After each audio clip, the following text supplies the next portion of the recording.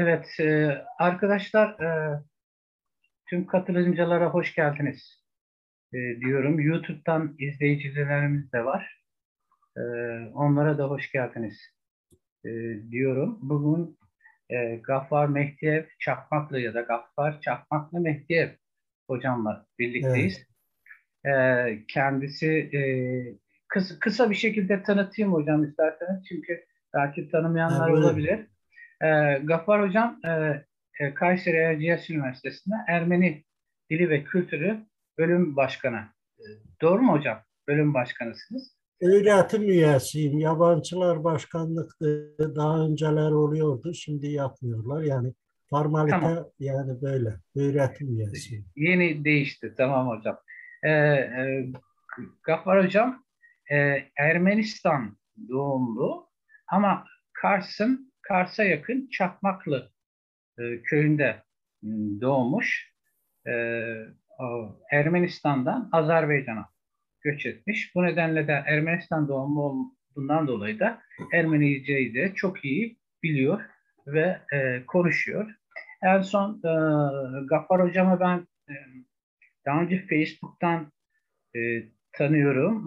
Bu İrevan Cumhuriyeti diye bir sanal cumhuriyet kurmuştu. Erivan Cumhuriyeti. Onu da konuşacağız.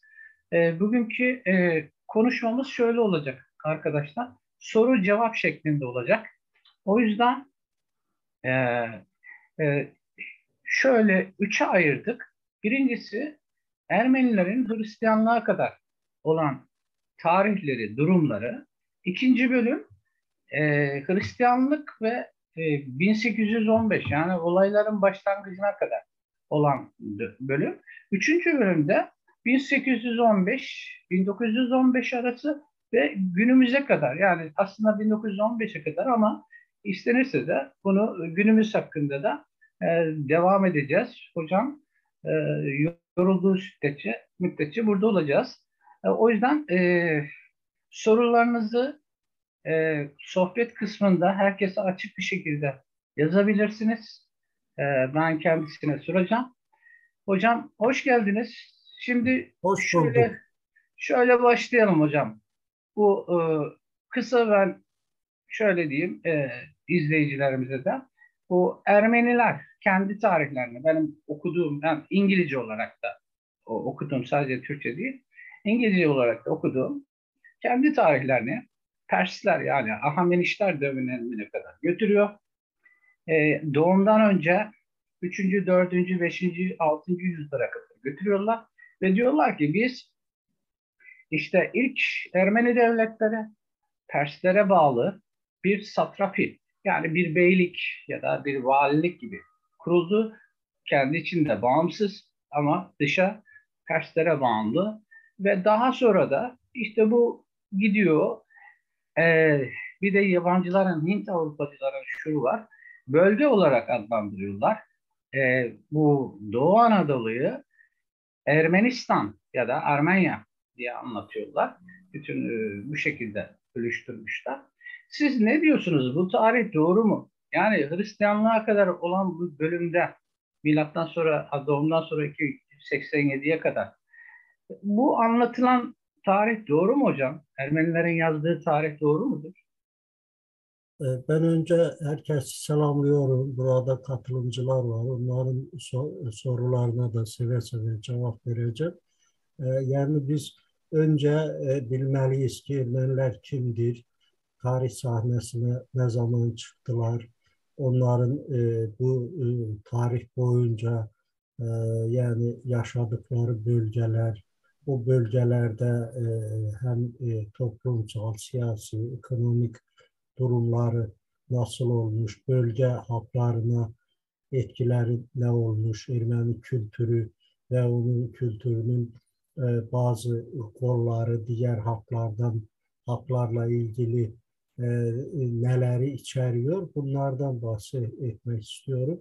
Ermenilerin kökenine gelince, Oktay Bey siz diyorsunuz onlar diyelim milattan önceki zamanlara götürüyorlar ama yani Ermenistan'da öyle yani tarihçiler var ki Ermenilerin kökenini Nuh peygambere kadar götürüyorlar. Ve diyorlar ki Ermeniler Nuh'un torunu Hayk'tan gelen bir toplumdur, yani bir halktır. Ve onlar yani şimdiki İsrail arazilerinde e, yani birçok halkların e, yetişmesinde, oluşmasında rol olmuştur ve oradaki bütün yapılar Ermenilere aittir. Ve böyle bir görüş var. Ermenistan'da böyle bir görüş var. Ermeniler nereden geldiler? Şimdiki durumları, yani şimdiki Ermenistan ve Doğu Anadolu'ya nereden geldiler? Bununla ilgili de çelişkili fikirler var. Bu fikirlerin bazıları ondan ibarettir ki Ermeniler bu bölgede tarih boyunca var olmuşlar. Ama bu tezi kabul etmeyenler de var. Ve onlar da ona dayanıyorlar ki Ermeniler Frikyalıların nesillerindendir. O zaman biliyorsunuz Frikyalıların Doğu Anadolu'ya, genellikle Anadolu'ya köçü ve Frikyalıların kolonisinin yaradılması ve burada onların yerleşke haline getirilmesi olmuştur. Yani Frikyalılara ona göre bağlıyorlar ki yani biz Balkan kökenli halklardan biriyiz, Avrupa kökenliyiz. Bir başka görüş de var ki Ermeniler Hindistan'dan gelme bir halktır ve onların da kalıntıları şimdiye kadar vardır Ermenilerin içerisinde. Bunlara Koşalar diyorlar. Yani Ermenistan'da da şimdi böyle bir toplum vardır. Yani Ermenistan'da hatta e, Frank dedikleri o Frikyaların kalıntıları da vardır. Yani biz tarihe bakarsak ister Yunan tarihçileri Herodot, Strabon, onların da bu Ermenilerin kökeniyle ilgili fikirleri var. Bu fikirleri incelesek göreriz ki Ermeniler bizim anlamımızda Ermeniler yani bir halk olmamışlar. Diğer halkların içerisine dahil olup o halklardan da kendisine bağlanan bazı şeyleri götürmüşler. Yani böyle desek daha doğru olur. Bir Rus yani kökeni Yahudi olan büyük bir araştırmacı var. O diyor ki Ermeni halkı hibrit halktır. Yani karışım var bu halkın içerisinde. Ama benim görüşüm odur ki Ermenilerle Hayları ayırmak lazımdır. Yani Ermeni dediğimiz toplum, bizim Ermeni dediğimiz toplum e, Doğu Anadolu'da bir coğrafi ad olan Armenia'dan gelme bir isimdir. Ona biz Araplar da Ermeniye demişler. Biz de Ermeni ülkesi, Dağlık ülkesi demişiz. Ve bu halkın Doğu Anadolu'da e, yaşaması o demek değildi ki bunlar yani bu Armeniler bizim deyimizle Ermeniler şimdiki Hayların nesillerindendir. Onlara biraz farklı yaklaşım gerekiyor. Bilim de son zamanlar hem Türkiye'de hem dünyanın çeşitli ülkelerinde tarihçiler bununla ilgili araştırmalar yapmışlar. Benim de araştırmalarım var. Yani bununla ilgili Armenia'da yani tarihi coğrafya olan bir Armenia'da yaşayan halklardan yalnız Ermeniler biridir. Yani burada çok sayıda halklar olmuştur ve onlardan biridir. Onlara sadece Hristiyanlıktan sonra, milattan sonra Hristiyanlığı kabul edenden sonra yani onlara artık haylar değil, bu bölgede yaşayan Ermeniler demişiz. Biz de öyle demişiz. Avrupalılar da Armeniler demişler. Şimdi siz bakın Ermenistan'ın ismi Ermenice Hayastan'dır. Ermenilerin ismi de Hay'dır. Ama onların iddiası Armenia'dır. Yani dünyaya çıkarken Armenya olarak çıkıyorlar. Yani Armeniya coğrafi adının benimsenmesi vardır burada. Yani Armeniyanın şimdiki anlamda Ermenilere, Haylara hiçbir aidiyatı yoktur. Dediğiniz gibi milattan önce biliyorsunuz ki çeşitli savaşlar olmuştur ve bu savaşlar neticesinde halkların bir bölgeden başka bölgeye göç ettirilmesi, yayılması olmuştur ve Ermenilerin Doğu Anadolu'da kalıp yani buranın o zamandan şimdiye kadar bir meskun halka çevrilmesinin de ayrı ayrı dönemleri vardı. Bu da daha sonra Hristiyanlıkla ilgili olmuştur. Hristiyanlığı kabul edenden sonra Ermeniler, onlar diyorlar ki biz tarihte Hristiyanlığı kabul eden ilk devletiz. Bu da yanlış bir fikirdir. O zaman bağımsız bir Ermeni devleti yoktu. Tarihte öyle bir devlet yoktu ve bunu devlet seviyesinde hangisi dini kabul etmek mümkün değildi. Yani dinlerin yayılması da bellidir herkese. Dinlerin yayılması ayrı ayrı şahıslar tarafından ve onların yayılmacı bir siyaseti olarak olmuştur. Ermeniler içerisinde de Hristiyan dininin yayılmasına o zaman karar verilenden sonra ayrı ayrı misyoner adamlar olmuştur. Onlardan da biri Grigori'dir ve Grigori bu dinin yayılması görevini üstlenmiştir. O da Grigori'nin kendisi de Ermeni değildir. O biliyorsunuz o Parfiyalıdır. Bazı hallarda ona İskitlerden İskit kökenli olduğunu da söylüyorlar.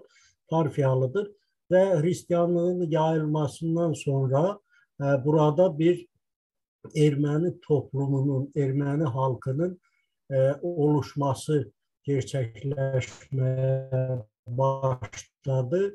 Ermenilerin tarih sahnesine çıkışı benim zannımca yani ondan önceki tarihleri bazı hallarda çarpıtıyorlar. Ermenilerin tarih sahnesine çıkışları neredeyse milattan sonra 5. yüzyıldadır. Yüzyıldan başlıyor. O tarihlerde artık Ermeni alfabesi vardı biliyorsunuz 405. yılda Mesrop Maştos tarafından Ermeni alfabesi oluşturuldu ve bu alfabe ortaya çıkandan sonra bu alfabede yine de Ermenice değil o zaman karma bir dil yani Grabar dedikleri bir dil var. Ona eski Ermeni dili de deniliyor. Ama bu dil de hibrit bir dildi. Ermeni araştırmacılar, büyük Türkologlar da bunun üzerine çok çalışmalar yapmışlar ve onlar da gösteriyorlar ki bunların isimlerini de söyleyebilirim. Artaşes Abedyan isimli bir Ermeni büyük dilci var. Raçya Acaryan onun araştırmaları var. Yani bu dilin karma bir dil olduğunu söylüyorlar.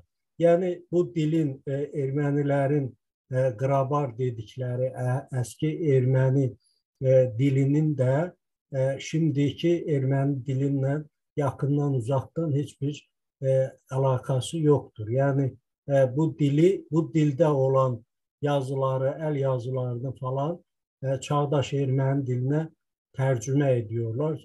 Çünkü o dili okuyup yazmak, o dili anlamak mümkün değil.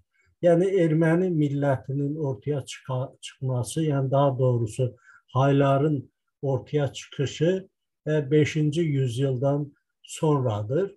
Biz şartlı olarak böyle bir bölgü götürüyoruz. 5. yüzyıldan 11. yüzyıla kadar Ermenilerin ortaya çıkışı ve dillerinin gelişmesi, 11. yüzyıldan 19. yüzyıla kadar olan Ermeni dili ve 19. yüzyıldan günümüze değin yani Ermeni dili yani çağdaş dil ona da Aşkarabar diyorlar. Yani ki dünya Ermeniliğinin dili. Yani böyle bir bölge ona göre götürülüyor ki Ermenilerin bundan önceki tarihlerde, yani 19. yüzyıldan önceki tarihlerde yazdığı eserler günümüzdeki Ermeni dilinde anlaşılmıyor. Yani çok farklıdır, yani farklı bir dildir. Bu da o görüşü tasdik etmektedir ki Ermenilerin dili hibrit bir dildir, karma bir dildir, başka dillerden alıntılarla doludur. Burada onu da söyleyeyim ki biraz önce söylediğim Praçya Acaryan büyük bir Ermeni Türkologudur. Onun 1902 yılında bir kitabı var, Ermenicedir. Türk dilinden Ermeni diline geçen kelimeler İstanbul, Van, Karabağ ve Yeni Nahçıvan ağızlarında adlanır. Ve o kitabında gösteriyor ki Türk dilinden Ermeni diline 4262 kelime geçmiştir ve o kelimeleri birer birer o kitabında yazmıştır. Yani Ermeni dili başka dillerden de çok kelimeler almış ve bu kelimeler hem Farsçadan hem eski zamanlarda bu coğrafyada yaşayan, dediğimiz gibi Armenya coğrafyasında yaşayan diğer halklardan da alıntılar olmuştur. Yani o tarihine gelince Ermenilerin dedikleri diyelim e, dedikleri tarihlerde diyelim ki milattan önceki tarihte İkinci Tigran'ın hakimiyeti, şimdi Ermeniler onu Büyük Ermenistan haritası olarak dünyaya sunmaktalar. O devlet de bir bağımsız devlet olmamıştır. Sizin dediğiniz gibi bir beylerbeyliği, bir knyazlık olmuştur. Sonraki tarihlerde Urartu devletinin de Ermenilere hiçbir aidiyatı yoktur. Onlar da uzun zaman Sovyetler zamanında bu görüşü savunmaya başladılar ki Urartu devleti Ermenilerin eski devletidir. Sonra bu görüşten imtina ettiler. Çünkü araştırmalar onu ortaya koydu ki Urartu devletinin başında olan adamlar da ve onun yöneticileri de orada yaşayan halklar da Ermeni olmamışlar. Yani yalnız Ermenilerden ibaret olmamıştır. Diğer halklar da olmuştur. Urartuca, şimdi Urartuca dili Ermeni diline yakından uzaktan hiçbir ilişkisi yoktur. Urartu dili daha çok Çeçen ve İnguş diline yakın bir dildir. Yani Ermenice değil. Artık yavaş yavaş Urartu devletinden, o zaman hatta Ararat devletinden de bahsediyorlar. Ve böyle bir devletin Ermenilere hiçbir aidiyatı olmadığı ortaya çıkmıştır. Dediğimiz gibi sonraki tarihlerde artık Ermeniler 11. yüzyıldan sonra 12. yüzyılda önce Bizans'ın terkibinde yani yani Millet-i Sadık'a sonra Osmanlı Devleti'nde terkibinde yaşamış halktır ve her zaman da bunların devlet kurma düşüncesi olmamıştır. Din olarak Hristiyanlığa bağlı onun bir kolu olan Grigoryanlığı kabul etmişler ve yani Müslüman coğrafyasında bu coğrafyada yaşarken de yani devletlerin içerisinde hür, özgür ve hoşgörü içerisinde yaşamışlar ve hatta 11. yüzyıldan 18. yüzyıla kadar Ermenilerin kendi konuştukları dil Türkçe olmuştur ve onlar hatta kendi dillerini unuttukları zamanları da şimdi diyorlar. Yani böyle bir zamanlarda Ermeniler kendi dillerini de unuttular. Yani Osmanlı Devleti'nin Selçukluların zamanında dillerini de unuttular ve daha sonraki süreçte artık mesele siyasileşenden sonra artık 19. yüzyılda Osmanlı Devleti'nin bölünmesi, parçalanması planları işe düşerken bu zaman artık Ermeniler yani kullanılmalı olan Hristiyan toplumlardan biri, belki de birincisi olarak görüldü ve 19. yüzyılın ortalarından başlayarak artık Ermeni milliyetçiliğine yani revaç verdiler ve Ermeni milliyetçileri ön safa çıkmaya başladı. 19. yüzyılın ikinci yarısında biliyorsunuz artık siyasi teşkilatlar, komiteler yaradılmaya başladı ve Osmanlı Devleti'nin içerisinde bir Ermeni devletinin, büyük bir Ermeni devletinin kurulması planları işe düştü. Bundan da bahsetmek istiyorum. Büyük Ermenistan dedikleri, e, yani Oktay Bey, Büyük Ermenistan dedikleri bir ideoloji var. Ondan benim de bir Hocam, araştırma. müsaadenizle bu kısma girmeden önce hem arkadaşların soruları var. Bu tarih Evet, kısmına evet, devam edelim mi? Ondan evet, sonra evet. ikinci. Buyurun, buyurun. Evet, e, onları bahsederiz. Önce ben unutmadan bir sözcük söylediniz başlarda. Hoşa kelimesi dediniz. Hoşa denilen bir toplum var Evet, dediniz. Peki hocam, bu bizde de Türkiye'de İç Anadolu'da özellikle Hoşa dediğimiz bir kesim var. Yani bunlar daha koyu renkli, genellikle müzisyenlikle ve eskiden elek yapımıyla geçirirlerdi. Ve müzisyen, bu hoşayla poşa arasında bir benzerlik var mı? evet, aynı şeydir aslında o. Biraz da çingenelik içerisinde Evet. yani Yani Çingene, yani göçer değiller de e, duyabiliyor musunuz hocam? evet, böyle bir şey de. Değiller de Evet, bunlar evet, her yani bir yere yerde yayılan yerleşimler. evet, Ermenistan'da var. Hatta bazı Ermenilerin soy isminde o kelimeler var. Evet, Yani ben yani tam olarak demiyorum ama Paşinyan yok mu Ermenistan'ın başbakanı? evet, Onun da yani o kelimeden gelme bir sözcüktür. Yani evet. Paşinyan'ın da. Yani Yani böyle yani poşalar şimdi de Ermenistan'da vardır. Onlar yaşıyorlar. Bazıları Ermenileşmiş. Bazıları da yine poşa olarak devam ediyorlar. Yani Ermenilerin bir kolu olduklarını iddia ediyorlar.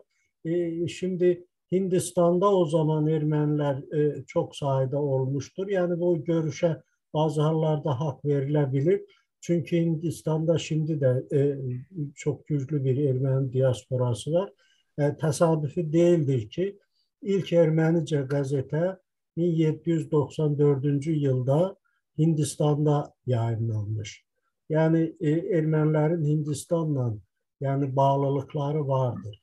Yani diyelim ki Avrupa'dan gelen Frikyalılar, Hindistan'dan gelen Poşalar, Doğu Anadolu'da, Kilikya'da ve başka yerlerde diğer halklarla karışıp yani karışandan sonra yani bir Ermeni milletinin ortaya çıkışı söz konusu olabilir. Yani Ermeni milletinin bir hibrit millet olduğunu ve onun kökünde Türklerin de yani rol oynadığını iddia edenler var. Hatta DNA testleri yapılıyor. Onunla ilgili de benim bir makalem yayınlanmış. DNA testlerin yapılarken en saf olan yani saf Ermeni sayılan Ermenistan'da bir bölge var. Orada yapmışlar. Orada yaşayan Ermenilerin %52'sinin DNA'sı Türk çıkmış ve o DNA testini yapanları orada kovmuşlar ki yani bizi Türkçe bağlıyorsunuz gibi bir fikir ortaya atmışlar. evet, Evet. evet. Hocam, bu arada ben izninizle orada siz bahsettiniz. Sizinle telefonda da görüşmüştük bu konuda. Bu şöyle kısa bir herkes not alsın diye üstünü söylemek istiyorum. Hocamız kısaca bahsetti. E, Gregorian mezhebine bağlılar. Çünkü Ermenileri Hristiyanlaştıran Aziz Gregory hikayeye göre, bu Ermenilerin tarihlerinde anlattığı hikayeye göre e, Gregory'nin babası aslında bir İskit prensi. O kendileri kral diyorlar. Yani Evet, İskit Prensi Anak'ın oğlu. Anak kralla, yani bugünkü Ani'deki sözde krallık var. Orada bir taht kavgasına girişiyor. Anak kaybediyor. Kaybedince bütün ailesi kılıçtan geçiriliyor. Aziz Grigori denilen çocuk alınıyor, kaçırılıyor. Kapadokya'da yetiştiriliyor ve geri dönüyor. Bu hikaye böyle devam ediyor. Yani internetten de okuyabilirsiniz. Grigori sonunda kralı ve Ermenileri Hristiyanlığa döndürüyor. İlginç olan şu: Grigori'nin kökeni bir İskit Türk'ü. Yani Ermenileri e, Hristiyanlaştıran bir Türk. Bunun da incelenmesi gerekiyor. Yani bizim akademisyenlerimizin bunun üzerinde çalışması gerekiyor. Evet hocam, bunu söyledikten sonra şimdi sorulara geçiyorum. Şimdi ilk soru buyurun. Murat Çevik'ten geliyor. Arsakalar olarak da belirtilen Arşakları bazı Ermeni halk mikromilliyetçileri tarafından sahipleniyor. Arsaklar Türk soylumudur. Arsaklar hakkında bilginiz var mı? Bize bilgi verebilir misiniz hocam? Evet, bunlar yani iki kelimeden oluşan bir sözcüktür. Er ve sak. Evet. Saklar yani hiç şüphe yoktur ki Türktüler. Yani Türklerdi. Sakların Türk olduğuna hiç şüphe edebilmez. Yani er de yani bizim normal bildiğimiz er kelimesinden ileri gelir. Arsak, arsak daha doğrusu arsak Dağlık Qarabağın eski adlarından biridir.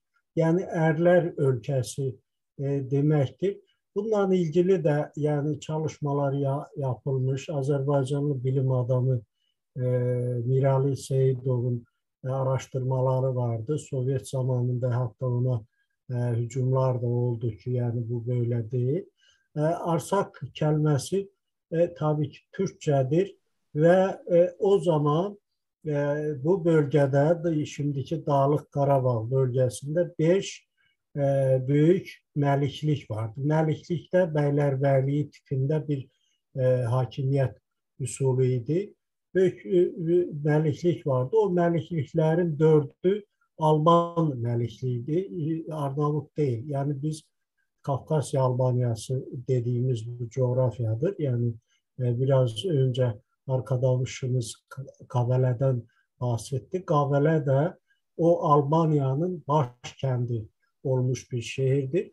Yani bu bölgede onun dördü, yani Dağlık Karabağ'da olan dördü Alban məlikliyiydi ve bu məlikliklerin de kökeni Türklerdi. Yani Kıpçak Türklerden ibarettir. Onlar da Hristiyanlığı kabul etmiş bir toplumdular.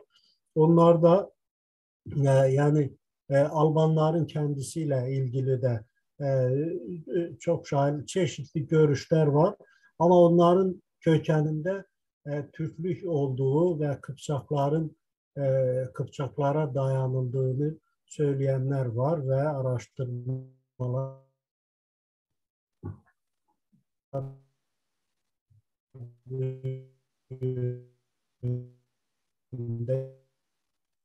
ediyor. Azerbaycan'da da mesela yine de Ermenilerle hiçbir ilgisi olmadığını söyleyebiliriz.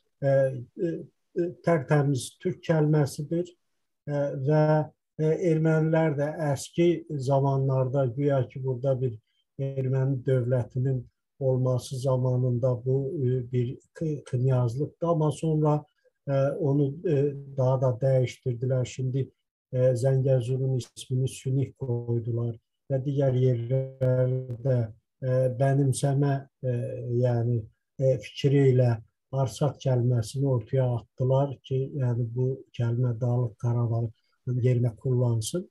Ama yani o kullanılsa da yine de kökeni Türkçedir, Türk kelimesidir. Saklarla ilgili bir kelimedir. Ya hocam, bu arada benim dikkatimi çeken bir şey var. Bütün e,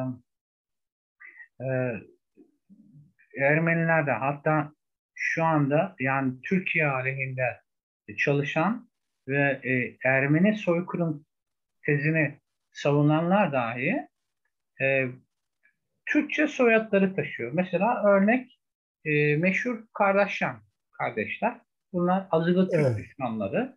Sözde soykırımı için milyonlar akıtıyor, milyonlarca dolar akıtıyorlar. Ama soyadları Kardeşyan. Kendileri aslen Kars. Yani dedeleri Kars'tan gitme. Bizim Kars'tan gitme. Şimdi benim dikkatimi çekiyor. Bir sürü insan var böyle Ermeniler. Yani Türklerden nefret ediyorlar. Soykırımı savunuyorlar. Ama niye ben anlamıyorum. Soyadlarını niye değiştirmiyor bunlar? Yani soyadlarını değiştirmemeleri normal mi sizce? Şimdi soyadlarını değiştirmeleri bilmiyorum. Neden değiştirmiyorlar? Belki eski zamanlardan kökenlerinin öyle geldiğini düşünüyorlar, değiştirmiyorlar.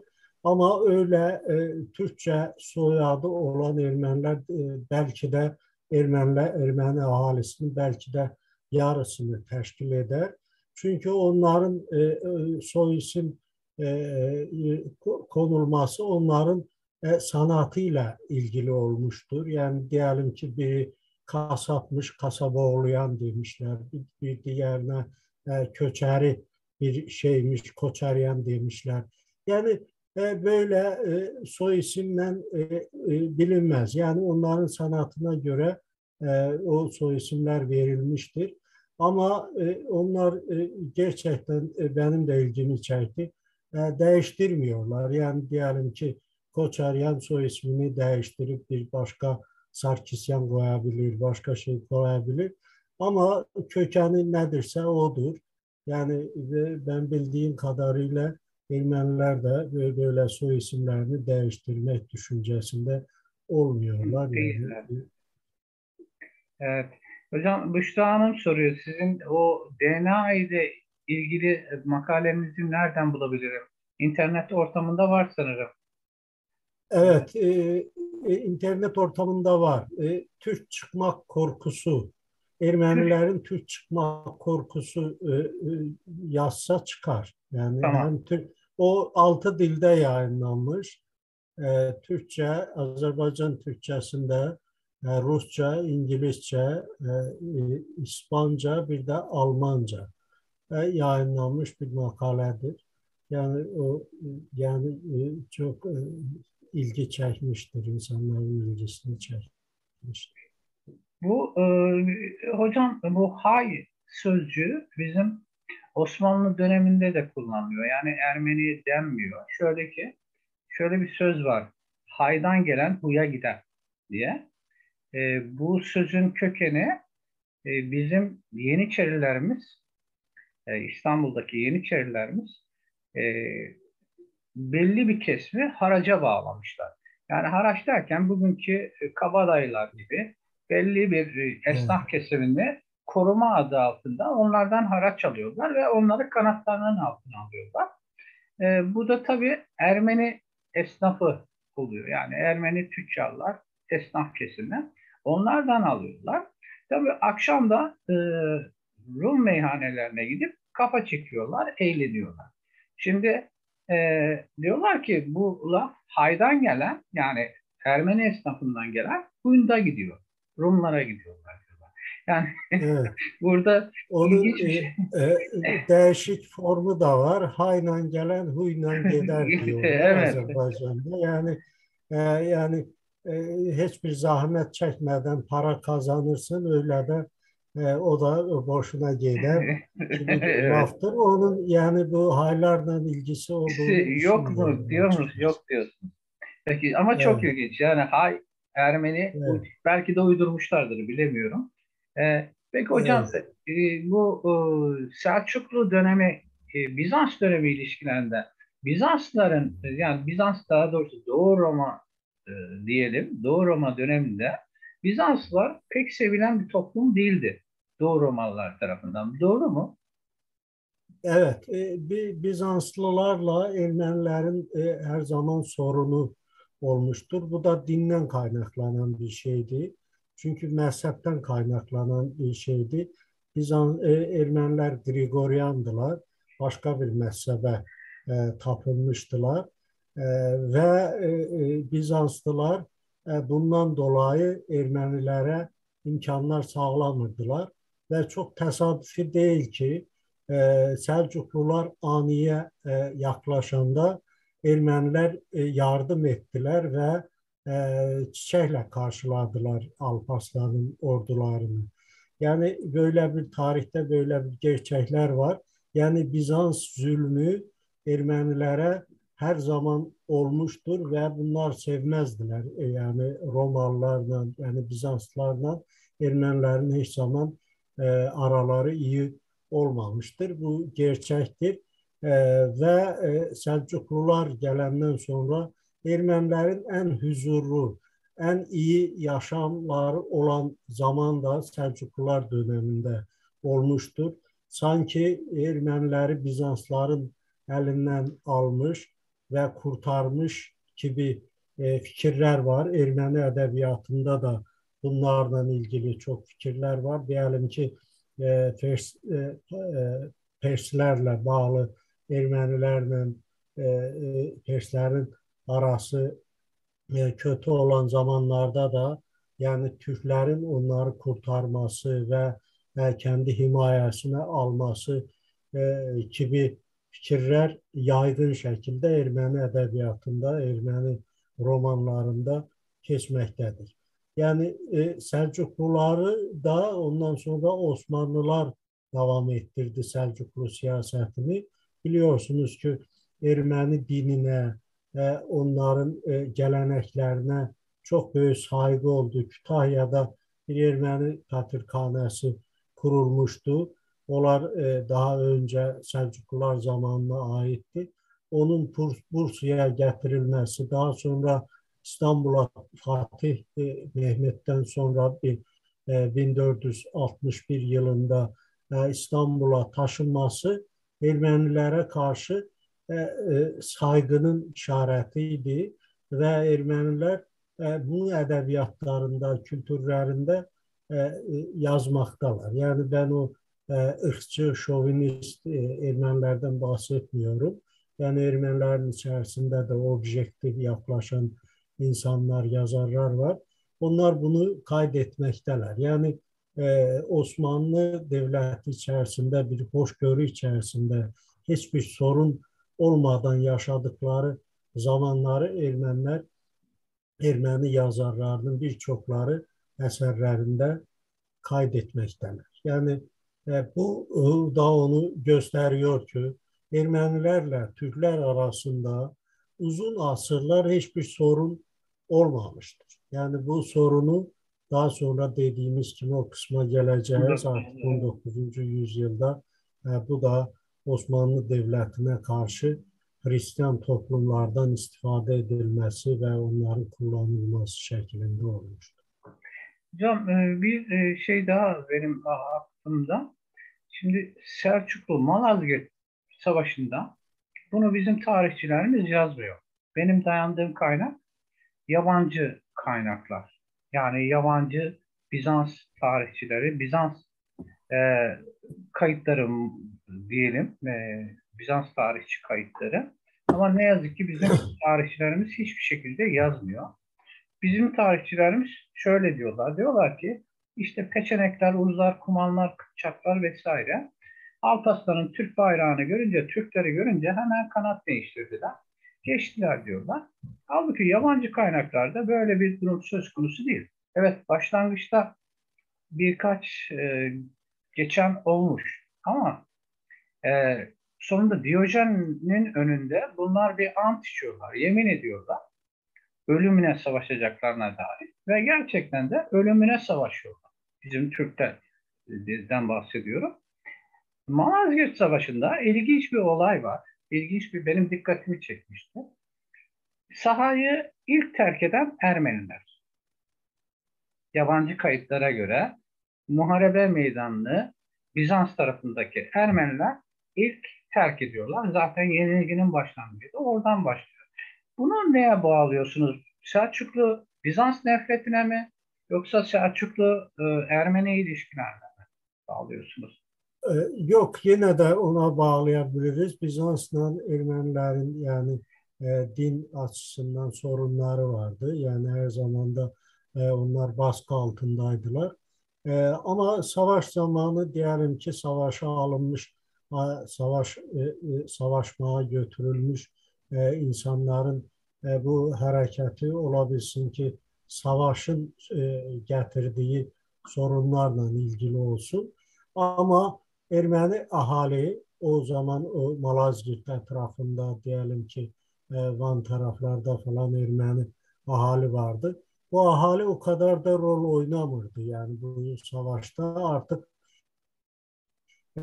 Ermeniler diyorlar ki Türkler daha bazı kaynaklarda diyorlar ki Türkler Selçuklular Ermeni devletinin sonunu getirdiler. Güya ki orada Ermenilere ait bir devlet de varmış. Halbuki o devlet de Bizans'a bağlı bir devletti ve Ermeni devleti değildi. O Vaar Şabat'tan söhbət ediyorlar. Oradaki bazı beyliklerden söhbət ediyorlar. Bu devlet Ermeni devleti değildi. Osmanlı Devləti də, Səlcuqlu Devləti də Bizansla savaşmışdır, ermənilərlə savaşmamışdır. Erməni devlətinə son vermək yani saçma bir şeydir. Ermənilərin o savaşlarda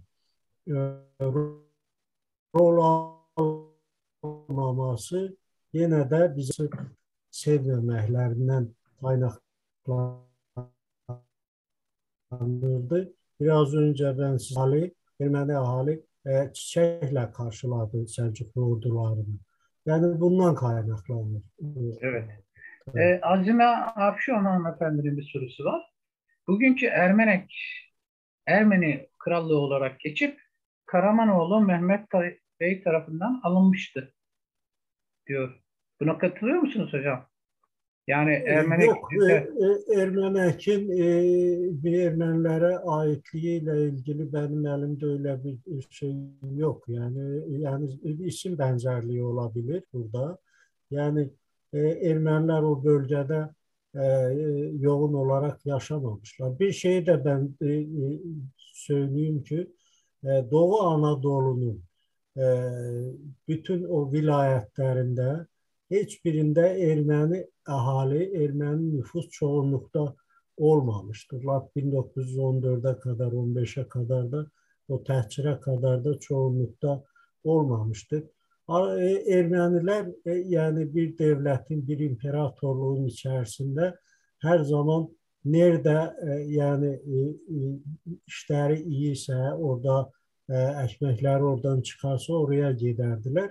Yani Ermenek'te Ermeni nüfusunun olmasını ben hiç duymadım. Yani o bölgede yani diyelim ki Konya, Karaman o bölgede de Ermeni nüfusu çok az olmuştur. Yani o bölgelere çok da gitmemişler. Ermeniler daha çok dağlık bölgelere meyilli oluyorlar. Yani dağlık bölgelerde hem hayvancılıkla hem diyelim ki tarımla ilgili yani nehir sahillerine, nehir olan yerlere, bol sulu yerlerde yaşamayı severler.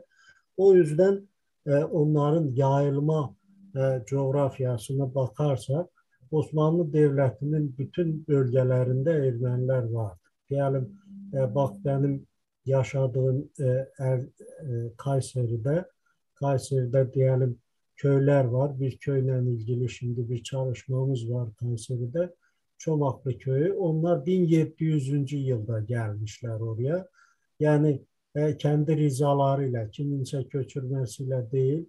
Yani araya araya daha iyi yer nedir, burada ortam nasıldır, tarımla ilgili bir sorun yoktu, hayvancılık nasıl geliştirebilir. Ermeniler böyle yerleri tercih ediyorlar. Ermenek ben hiç duymadım ki Ermeniler orada Ermenek. Yani isim benzerliği olabilir yani evet, Ermenek, evet. Ermeni olması Çünkü isim benzerliği. Antalya'da da Ermenek var. Yani Ermenek her yerde var. Merve Hanım'ın bir sorusu var. Hayk Nahakabet ile ilgili ne söyleyebilirsiniz demiş. Evet, Hayk yani Ermenilerin ataları hesap ettikleri şahıstır. Nuh'un torunudur. Yafes'in oğullarından biridir. Ermeniler ona dayandırıyorlar ki Hayk e, yani bizim milletin ismi de oradan gelmedir. Yani Hay ismi Hayk isminden gelme bir kelimedir. Ve bu Hayk sonraki yaşamında sonraki yaşamında neredeyse o kutsal topraklara sefer etmiş. Orada yani bir Ermeni milletinin formalaşmasında, oluşumunda rolü olmuş bir şahıstır. Yani ondan sonraki gelen Ermeni kralları da Hayk'ın torunları sayılıyor. Yani ondan sonra Ermeni devletinin diyelim milattan önceki tarihlerde Tigran'da Urartu devletinin e, yaratıcıları Argişti'de ve diğerleri de Hayk'ın neslinin davamçıları sayılıyor. Bunu Ermeni kaynakları söylüyor ama dünyada giden araştırmalarda bunun biraz da çarpıtıldığı ortaya konulmaktadır. Hatta böyle bir belki Merve Hanım benim öğrencim, o biliyor bir kez ben izletmiştim. Onlar hatta Nuh peygamberin de Ermeni olduğunu iddia ediyorlar. Yani Nuh peygamber o büyük şeyden su basmadan sonra karaya gelirken kuru arazi görürken Ermenice konuştuğunu söylüyorlar. Yerevat kelimesi var Ermenice. Yani göründü demektir. Yani gözüktü. Yani kuru gözüktü Yerevat kelimesini kullanmıştır diyorlar. Yani böyle yani saçma sapan şeyler var Ermeni tarihinde, Ermenistan'da çoktur. Yani bu da bir ırkçı düşünceden ileri gelen bir şeydir. Yani o da Oktay Bey her zaman alay konusu olmuştur. Bak Ruslar, Gürcüler ve diğerleri Ermenilerle bu konuları ortaya attıklarına göre her zaman alay ediyorlar, gülüyorlar yani gülüp geçiyorlar ki yani böyle bir yani tarih yani tarihin en eski milleti, tarihin en yani kültürlü milleti diye özlerini övüyorlar. Öyle değil. Tarihte ne varsa olduğu gibi yazılmalıdır. Ve bakın onlar daha çok Mofses Korenatsi'ye dayanarak bazı şeyleri, tarih gerçekleri ortaya koymaya çalışıyorlar. Mofses Korenatsi de Ermeni tarihinin babası sayılıyor. Moses Korenatsi'nin bazı hallarda yazdıkları kendi yaşadığı devirden sonraki asırlara aittir. Yani o kadar çarptırırlar ki Moses Korenatsi'nin yazdıklarını da yani hiç onun yaşadığı dönemi de yani dikkate almayarak bazı hallarda bunun yaşadığı dönemden sonraki tarihleri de çarpıtıcı fikirlerle dolduruyorlar. Yani böyle şeyler vardır ama e, Ermenilerin tarih sahnesine bu tür çıkışı aslında bizim yararımızadır. Bize ipucu veriyorlar bazı anlarda ki onun öyle olmadığını çok kolayca ispatlayabiliyoruz. Evet hocam. Sanırım bu sorular burada bitti. Şimdi hocam şeye gelelim, bu 1800'lü yıllara, 1815-1915 arasına yaklaşık bir 100 yıl var. Biz Ermenilerle bugün de, yani siz daha iyi biliyorsunuz, işlemde yaşadınız. Benim de tanıdıklarım var. Çocukluğumdan tanıdıklarım var. Komşularımız vardı. Yani şimdiki Ermenilerle de, yani bir araya geldiğimizde normal birer kişi olarak dünyadaki en iyi anlaştığımız kimseler. Yani yediğimiz, içtiğimiz hep aynı şeyler. Aynı türküleri dinliyoruz. Yani o kadar çok biz birbirimize benziyoruz ki. Ama gel gelelim, bir zaman gelmiş bu milleti sadıka dediğimiz, yani en sadık halk dediğimiz kesim de kanlı bıçaklı olmuşuz. Birbirimizin boğazını kesmeye başlamışız. Niye böyle olmuş? Yani birdenbire bu Osmanlı'nın son 100 yılında Ermenilerin hepsi de değil, sanırım Batı Doğu diye de ayırmamız lazım. Bir kısmıyla kanlı bıçaklı olmuşuz. Niye olmuşuz? Neden 1915 tehcir gününe gelmek zorunda kalınmış? Ben söyledim biraz önce, yani batılı ülkelerin, özellikle Rusya'nın Osmanlı düşmanlığı vardı. Osmanlı Devleti'nin e, yok olması, Osmanlı Devleti'nin yıkılması, parçalanması planları ortaya atılınca artık bu 19. yüzyılın başlarından oldu ve biliyorsunuz bir şark meselesi diye bir şeyi attılar ortaya, şark meselesi. Onu daha sonra Ermeni meselesine dönüştürme süreci de başladı. E, ve 1813'te, daha sonra 28'de Rusya Kafkasya'nın, Güney Kafkasya'nın bir hissesini işgal etti. Bu Türk topraklarıydı, biliyorsunuz. O arazilerde Ermeniler yaşamıyordu. Yani Güney Kafkasya'da Ermeni nüfus, yani dediğimiz gibi farklı farklı yerlerde, ayrı ayrı mekanlarda vardı.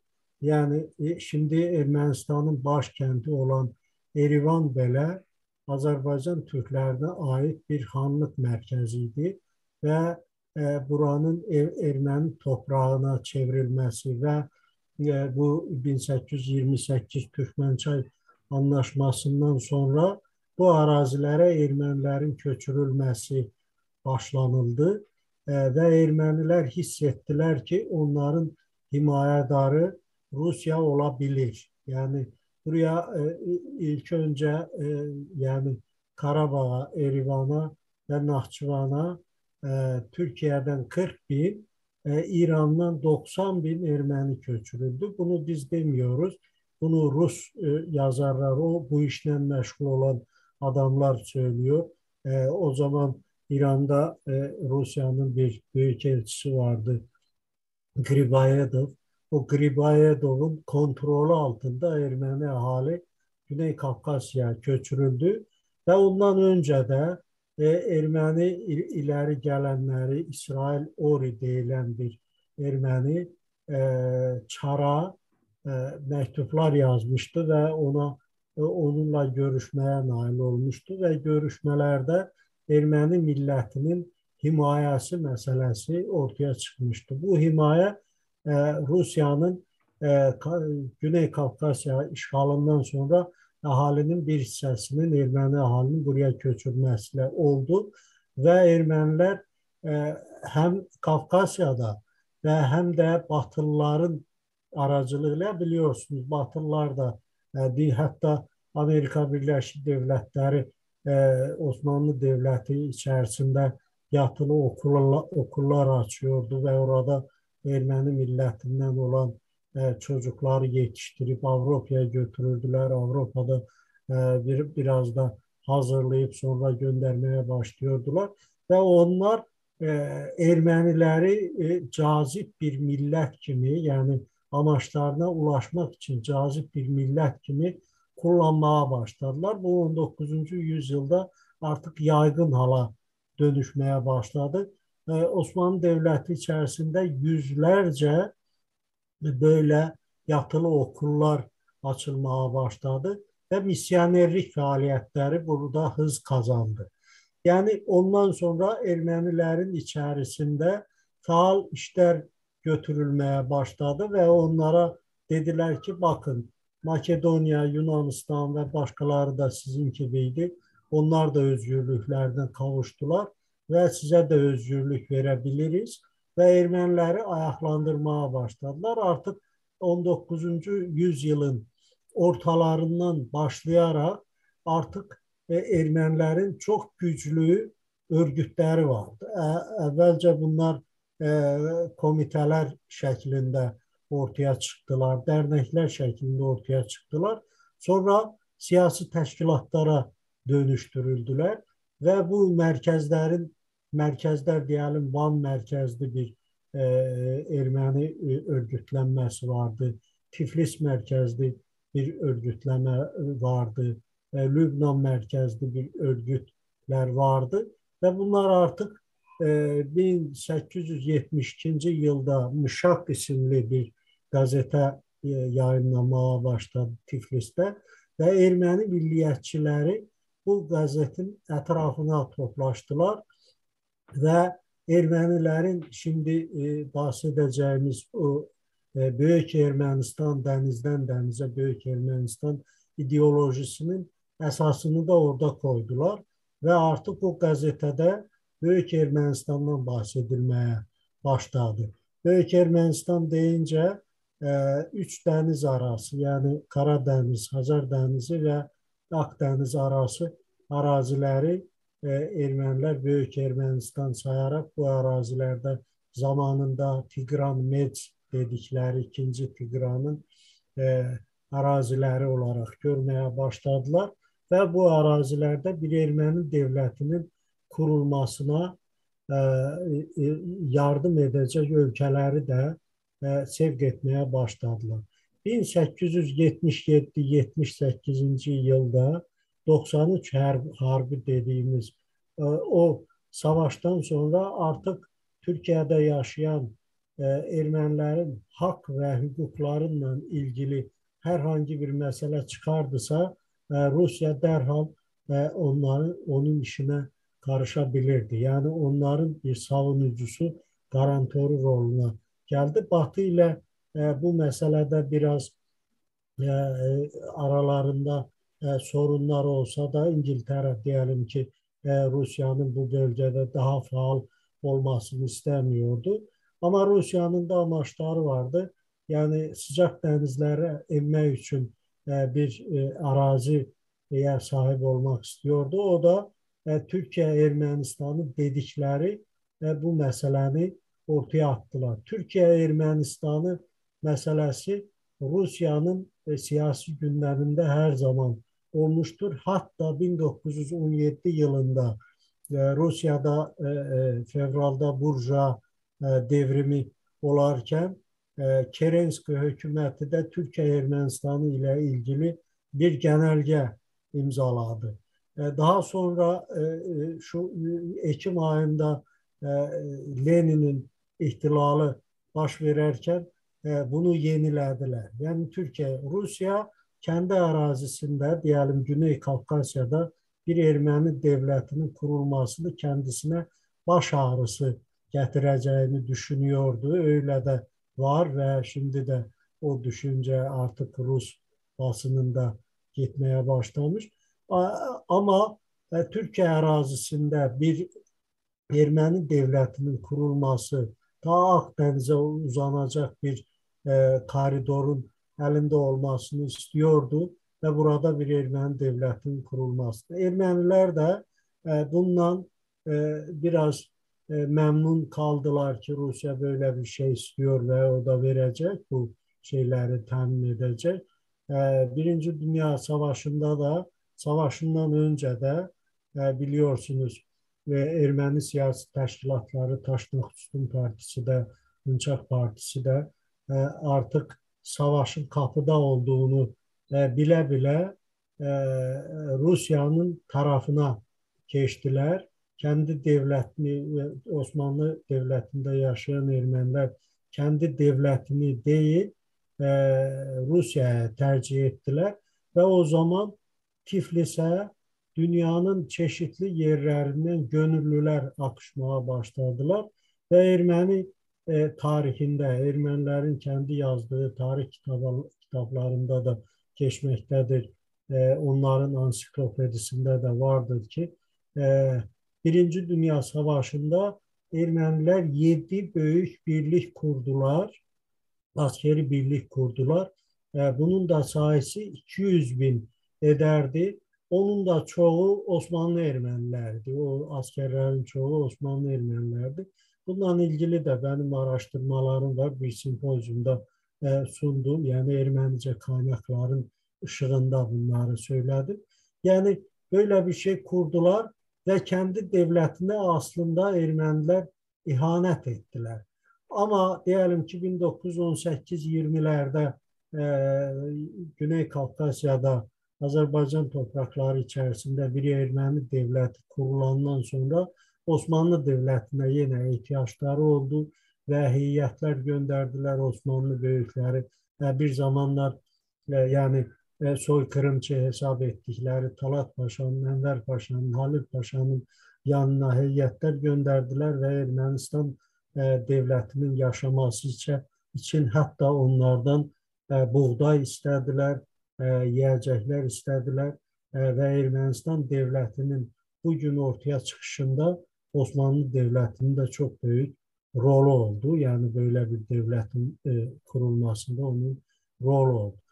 Sorunuza gelince yani Ermeniler e, kendi devletlerine ona göre ihanet ettiler ki onlara söz verdiler. Size bir devlet vereceğiz, bir devlet kuracağız. Doğu Anadolu'da bir devlet kuracağız ve hatta böyle girişimlerde oldu. Ruslar Van'ı işgal edenden sonra oraya bir Ermeni vali tayin ettiler. Bu da tarihi bir gerçek. Evet. Hocam, dediklerinizde çok haklısınız. Şimdi bir yabancı kaynaklara göre 200 binin üzerinde Ermeni e, diğer yani Osmanlı'nın karşısında savaşmış. Bu savaşı Rusların çoğunluğu Rusların içerisinde. Daha sonra tabii Ya Fransızlarla 200 da, bin yalnız Rusya ordusunun içerisindedir evet, Oktay doğru. Bey. 50 binde diğer Fransa'nın, İngiltere'nin yani Evet. kontrol altında olan orduların içerisinde. Ha, yaşayın. Evet, 200 bin Rusya'nın içerisinde, 50 bin de diğer şeylerin içerisinde olanlar var. Yani düşün, korkunç bir rakam. Yani 200 bin kişinin Rus ordusunun içerisinde savaşması. Kime karşı? Kendi devletlerine karşı. E, Böyle Evet, bir durum var. Bir de orada çok önemli bir şey söylediniz. Bugünkü Ermenistan suni kurulmuş bir devlettir. Yani suni olarak Ruslar tarafından taşıma evet, Ermeniler taşınarak kurulmuş bir cumhuriyettir, bir devlettir. Bir diğer noktada misyonerlik faaliyetleriyle okulların açılması, sadece bir gerçek var. Sadece Elazığ'da 21 tane misyoner okulu vardı. E, Bunların amacı da işte Ermenileri ve diğer azınlıkları kışkırtmaktı. Ee, Hocam, bu tehcir meselesine gelelim. Şimdi Cemre Sim Aydemir de YouTube'dan söylemiş. Ona katılıyorum. Şimdi şöyle bir olay var. Almanların o dönem 1915'te Almanların telkiniyle Osmanlı tehcir kararını aldı. Bu bir. İkincisi, başka ülkelerde mesela İkinci Dünya Savaşı'nda Kanada, Amerika, İngiltere, işte Japonları filan işte bir yerde topladılar. Yani tehcir ettiler. Adamları evlerinden aldılar. Bir kamplarda topladılar. Savaş bitene kadar bu adamlar orada kaldı. Şimdi Osmanlı'nın da tabii bir çok daha büyük bir oranda bir nüfusu göç ettirdi. Başka bir yere naklettirdi. Yani geçici olmak kaydıyla naklettirildi. Burada benim dikkatimi evet. çeken Su Cemre Aydemir de buna dikkat çekmiş. Almanlardan hiç söz edilmiyor. Ve Almanlar sudan çıkmış ak kaşık gibi. Yani bu tehcirin hiçbir tarafında Almanlar yok. Tehcir niye almak zorunda mıydık? Tehcir doğru mu yapıldı? Neler yaşandı? Almanlar niye ak kaşık gibi burada bu işten sıyrıldı? Evet, böyle çelişkiler var devletler arasında. Almanya'da yani o zamanlar Türkiye'nin müttefiki olsa da bazı şeylerde yani savaştan sonra da Osmanlı Devleti'ne karşı bir takım faaliyetleri olmuştur. Yani bazı hallarda böyle düşünmeliyiz ki siyasette dostluk olmaz, siyasette çıkarlar var. Almanların da çıkarları vardı. Ama Osmanlı Devleti'nin tehcirden başka seçeneği yoktu. Yani bu Türkiye'de de diğer ülkelerde de çok ciddi araştırılmıştır. Ermeniler de buna karşı gitmiyorlar. Yani biliyorlar ki onların da yazdıklarını ben tanıdığım adamlar var, yazdıkları var. Çünkü Ermeniler dediğimiz gibi 200 bin Rus ordusuna vermişti, 50 bin İtilaf ordusuna adam vermişti ve bir halk olarak artık Osmanlı Devleti'ne karşı savaşıyordu. O zaman tehcirden önce telegraflar yani yayınlandı. Türk Tarih Kurumu bununla ilgili o zamanki belgelerin hepsini yayınladı. Bu başka dillere de tercüme edildi. Orada gözüküyor ki yani Ermeni ahalini bu bölgeden köçürmeden burada savaşılmaz. Burada hiçbir başarı elde edilmez. Yani ordunun arkasında neler yaşatıyorlar Ermeniler bunlar birer birer dile getiriliyor. O zaman orada olan yetkililer, valiler, telegraflar çekiyorlar, cevaplar geliyor. Yani bunlar hepsi yayınlandı ve açık gözüktü ki Ermenileri tehcir etme yalnız ona göre değil ki yani bu savaş bölgesinden Ermeni ahalini kurtarıyorsun. Yani bu da var. Aslında savaş bölgesinde sivil ahalinin çıkarma tecrübesi var. Siz de not ettiniz onu. Yani böyle tecrübeler var. Çok olmuştu tarih boyunca. Yani Ermeni ahalinin köç ettirilmesi nereye köç ettirdi? Osmanlı Devleti bir arazisinden diğer arazisine ve gelecekte savaştan sonra onlar geri dönüşü de temin edilecek. Ama savaştan sonra her şey Allah bullah oldu. Ermeni ahali diyelim ki başka devletlerin arazisinde bulundu. Artık Suriye'de, Irak'ta ve başka arazilerde oldu. Ve artık ortaya öyle bir husumet düşmüştü ki Ermeni ahalinin de geri dönüşü mümkün değildi. Çünkü artık bir iki halk arasında bir düşmanlık vardı. Biliyorsunuz yani o bölgede Ermenilerin yaşattıkları Türk ahaliye, Müslüman ahaliye yaşattıkları yani biz her gün yazıyoruz, her gün bunlardan bahsediyoruz ama yeni yeni şeyler ortaya çıkıyor. Bakın Türkiye'de 185 toplu mezar var. Türklere ait mezar var. Yani Türkleri katlettikleri, mərəklərə doldurdukları, camilərə doldurup yaktıkları acımasız bir işkencelerle onları öldürdükleri, kuyulara attıkları facialar var. Ama Ermenilere ait bir tane de olsun toplu mezar yoktur. Diyelim ki Türkiye kendi arazisinde bunlara müsaade etmiyor ya mani olur. Yani diyelim ki niye Suriye'de yoktur? Niye şimdiki Ermenistan'da yoktur? Niye Irak'ta yoktur? Çünkü göç ettirilen ahalinin büyük çoğunluğu Urfa'nın güneyinde, güney hissesinde Deir-Zor'daydı, Irak'taydı, Lübnan'a yakın arazilerdeydi. Eğer Türkler bunlara soykırım yaşatmıştılarsa neden bir tane de olsun toplu mezar ortaya çıkmıyor? Buna Ermeniler cevap veremiyorlar. Bizim görüşmelerimizde de falanda da buna cevap veremiyorlar. Bir tane toplu mezar ortaya koyamıyorlar ki Türkler bizi kesti. Bunun yalan olduğu ortadadır. Ermeni soykırımı denilen bir şey yoktur. Bu da yani 1920'lerde ortaya çıkmış bir şeydi. Önce dediler ki 300 bin Ermeni öldürülmüştür. Daha sonra 500 bine ulaştırdılar. Sonra 1 milyon, şimdi 2 milyondan bahsediliyor. Ama rakamlar var. Yani Ermeni ahalinin göç ettirilmesi tehcir kararıyla göç ettirilmesi başlanmış Haziran ayına yılın sonuna kadar devam etmiş 1915'te. ve bölge bölge, vilayet vilayet kayıtlar var. Ne kadar Ermeni köç ettirildi, nereye köç ettirildi. Yani bunlar hepsi arşivlerde var. 900 bini geçmiyor ahali. Hem de Ermenilerin Osmanlı arazisinde yaşadıkları sayısını onlar artırıyorlar. Osmanlı arazisinde 1 milyon 239 bin Ermeni yaşamıştır ve diğer yani bağımsız kaynaklar da bunu tasdik ediyor. Ermeniler ama onu 2 milyonda yazıyorlar, 1,5'tan da 1.600 binde yazıyorlar. Ama Ermeni o kadar Ermeni ahali yoktu ki öldüresin. Ve sonra diyelim ki Güney Kafkasya'dan bahsettik. Güney Kafkasya'da Ermeni ahali azdı. Yani yok değildi ama azdı.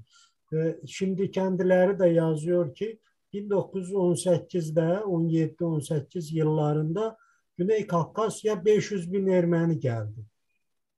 Ve burada Erivan'ın nüfusu Ermenilerin hayrına değişti. Yani değişti. Ermeni nüfus burada artırılandan sonra bir devletin kurulmasına kolaylık sağlandı aslında. Nüfus olmasaydı orada bir devlet kurmak mümkün değildi. Nüfus olmayınca hangi devletten bahsedilebilirdi?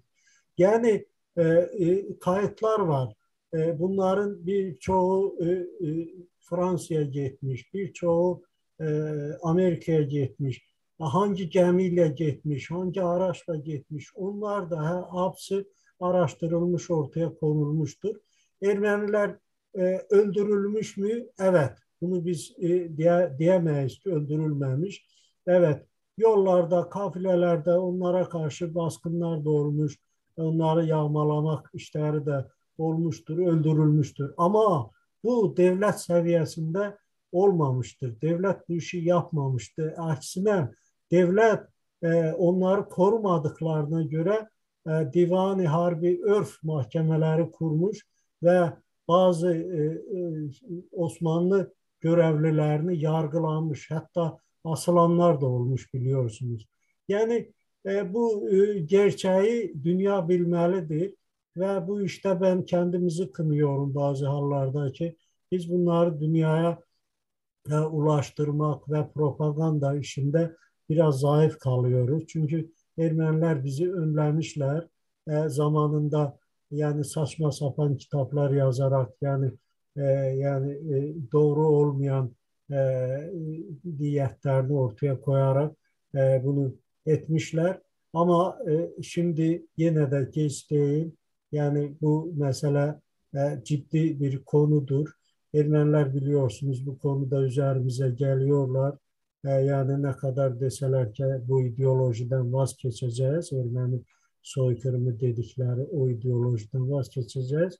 Ben o düşüncedeyim ki bu ideolojiden vazgeçmeyecekler ve bunu sürdürecekler. Artık dünyanın 30'dan fazla ülkesinde onların takdim ettiği yasa tasarısı ile Ermeni soykırımı parlamento seviyesinde tanınmıştır. Bunlar daha da çoğaltmak için çok çaba gösterecekler ve bunun önünü almak için tedbirler görülmesi şarttır. Evet hocam. Güzel. Şimdi şöyle diyeyim. Şimdi benim babaannem ve anneannem de bu Rus-Ermeni zulmünden kaçanlar. Benim babaannem babasız anasız büyüdü. Bunun babasını anasını da mı Osmanlı öldürdü? Yani onu sormak lazım Ermenilere. İkincisi şöyle bir şey var. Yani Doğu Anadolu'yu siz güzelce bahsettiniz. Üç denizin arası Hazar, Karadeniz, Akdeniz'e inen Doğu Anadolu bölgemizi Ermenilere veriyorlar. Şimdi burada o söz Kürtlere de veriliyor. Kürtlere de diyorlar size bir Kürt devleti kuracağız. Bugün de o iddia devam ediyor. Evet. Şimdi bir konu var. Hamidiye alayları meselesi var.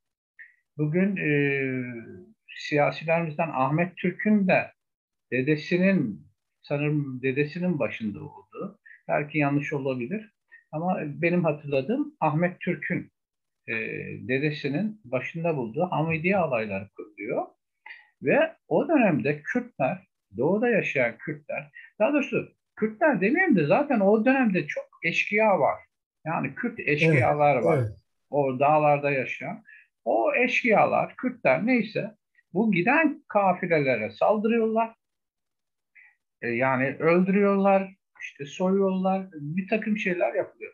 Şimdi cılız şeylerden, seslerden başka bir HDP özür diledi bir ara, yani kaç yıl önce bilmiyorum. Küçük bir özür yaptılar, biz de yaptık falan dediler. Ama evet, hiç kimse onları suçlamıyor. Yani Osmanlı soykırım yaptı. İşte soykırımda denilen şu, bir kimseyi sırf yani Yahudiler öldürülmüştür sırf Yahudi oldukları için. Bu soykırımdır. Ama Ermeniler Ermeni olduğu için öldürülen Ermeni yoktur yani.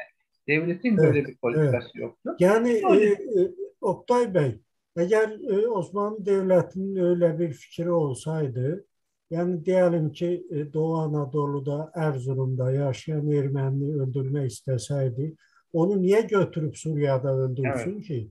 Yani orada öldürürdü, yani orada hallederdi.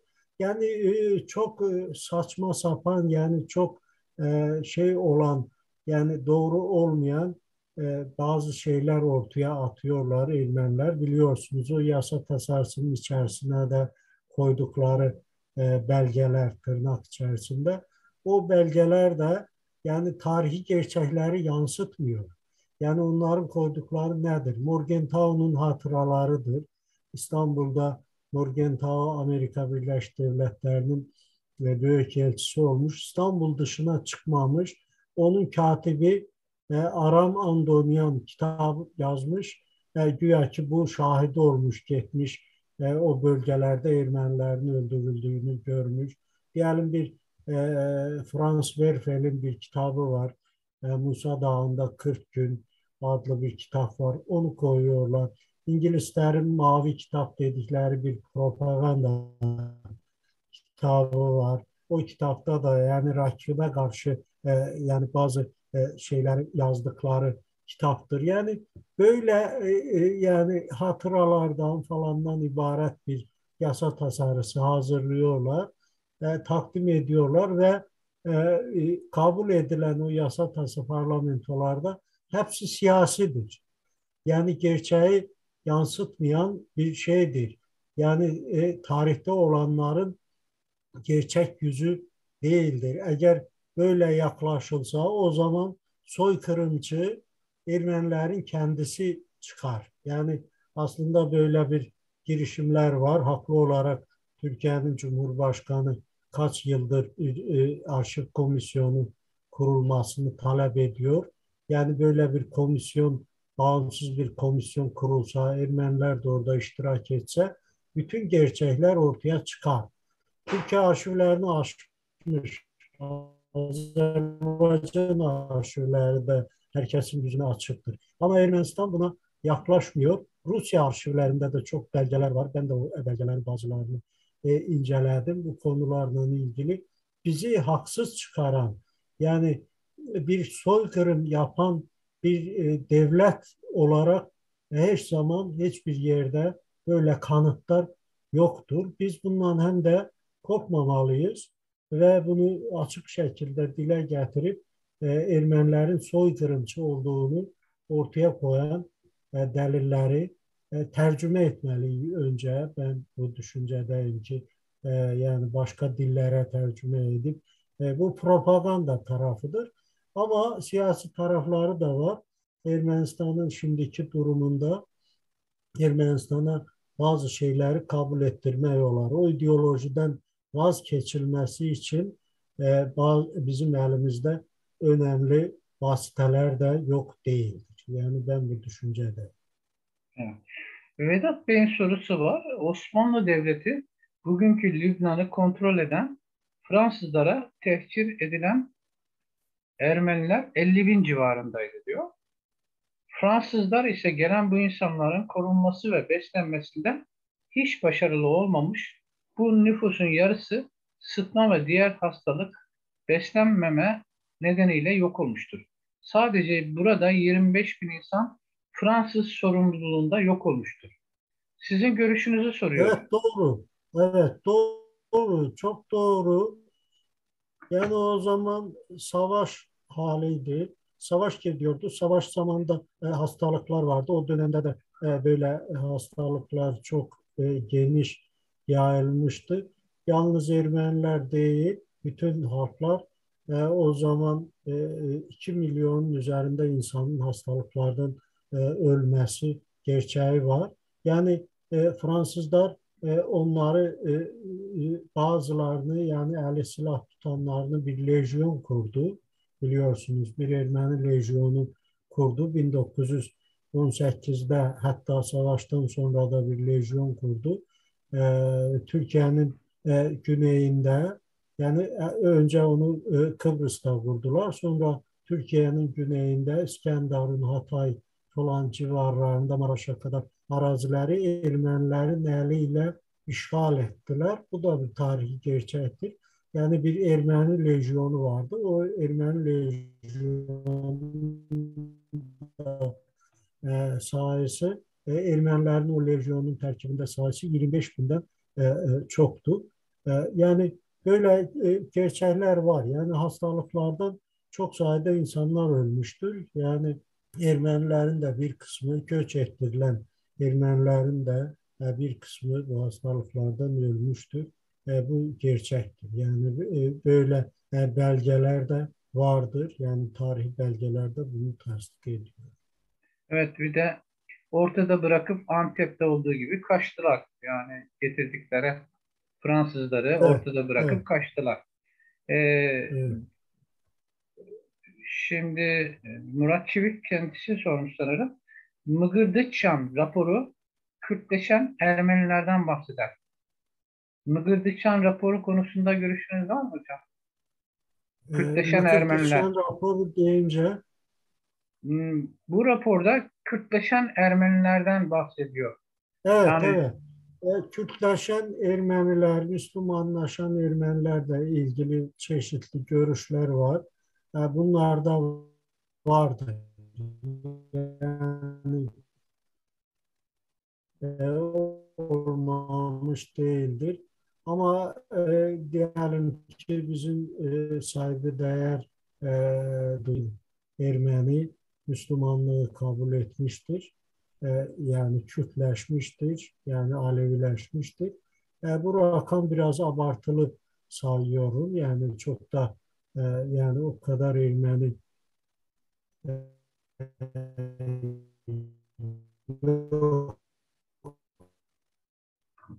yoktur. Şimdi Türkiye'de sanki bu kadar Ermeni yaşıyor. Yani kendini saklayan Ermeniler var. Onların bir hissesi Müslümanlaşmış, bir hissesi Kürtleşmiş. Böyle haller vardır. Özellikle savaştan sonra hatta Cumhuriyet zamanında bazı Ermeniler Güneydoğu'da bazı kentlerde yaşamışlar. Yani onların bir hissesi de diyelim ki Diyarbakır'da bir kiliseleri de vardı. O kilise etrafına toplaşmış bir cemaat oluşturmuşlar. Ama Müslümanlaşan Ermeniler de vardır. Yani öyle halklar içerisinde diyelim Türklerin içerisinde de e, öyleleri var ki Hristiyandır, öyleleri var ki Yahudi dinine tapınır. Şaman olanlarımız da var. Yani burada bir şey yok. Yani bu bir suç değildir. Olabilsin Ermeni kendi rızasıyla Müslümanlaşmış, Kürtleşmiş, Kürtlerin içerisinde kalmış bir kuşaktan sonra Kürtleşmiş. Burada öyle bir sorun yoktur. Türkiye'de böyle vatandaşa münasebet biliyorsunuz ki herkese eşittir.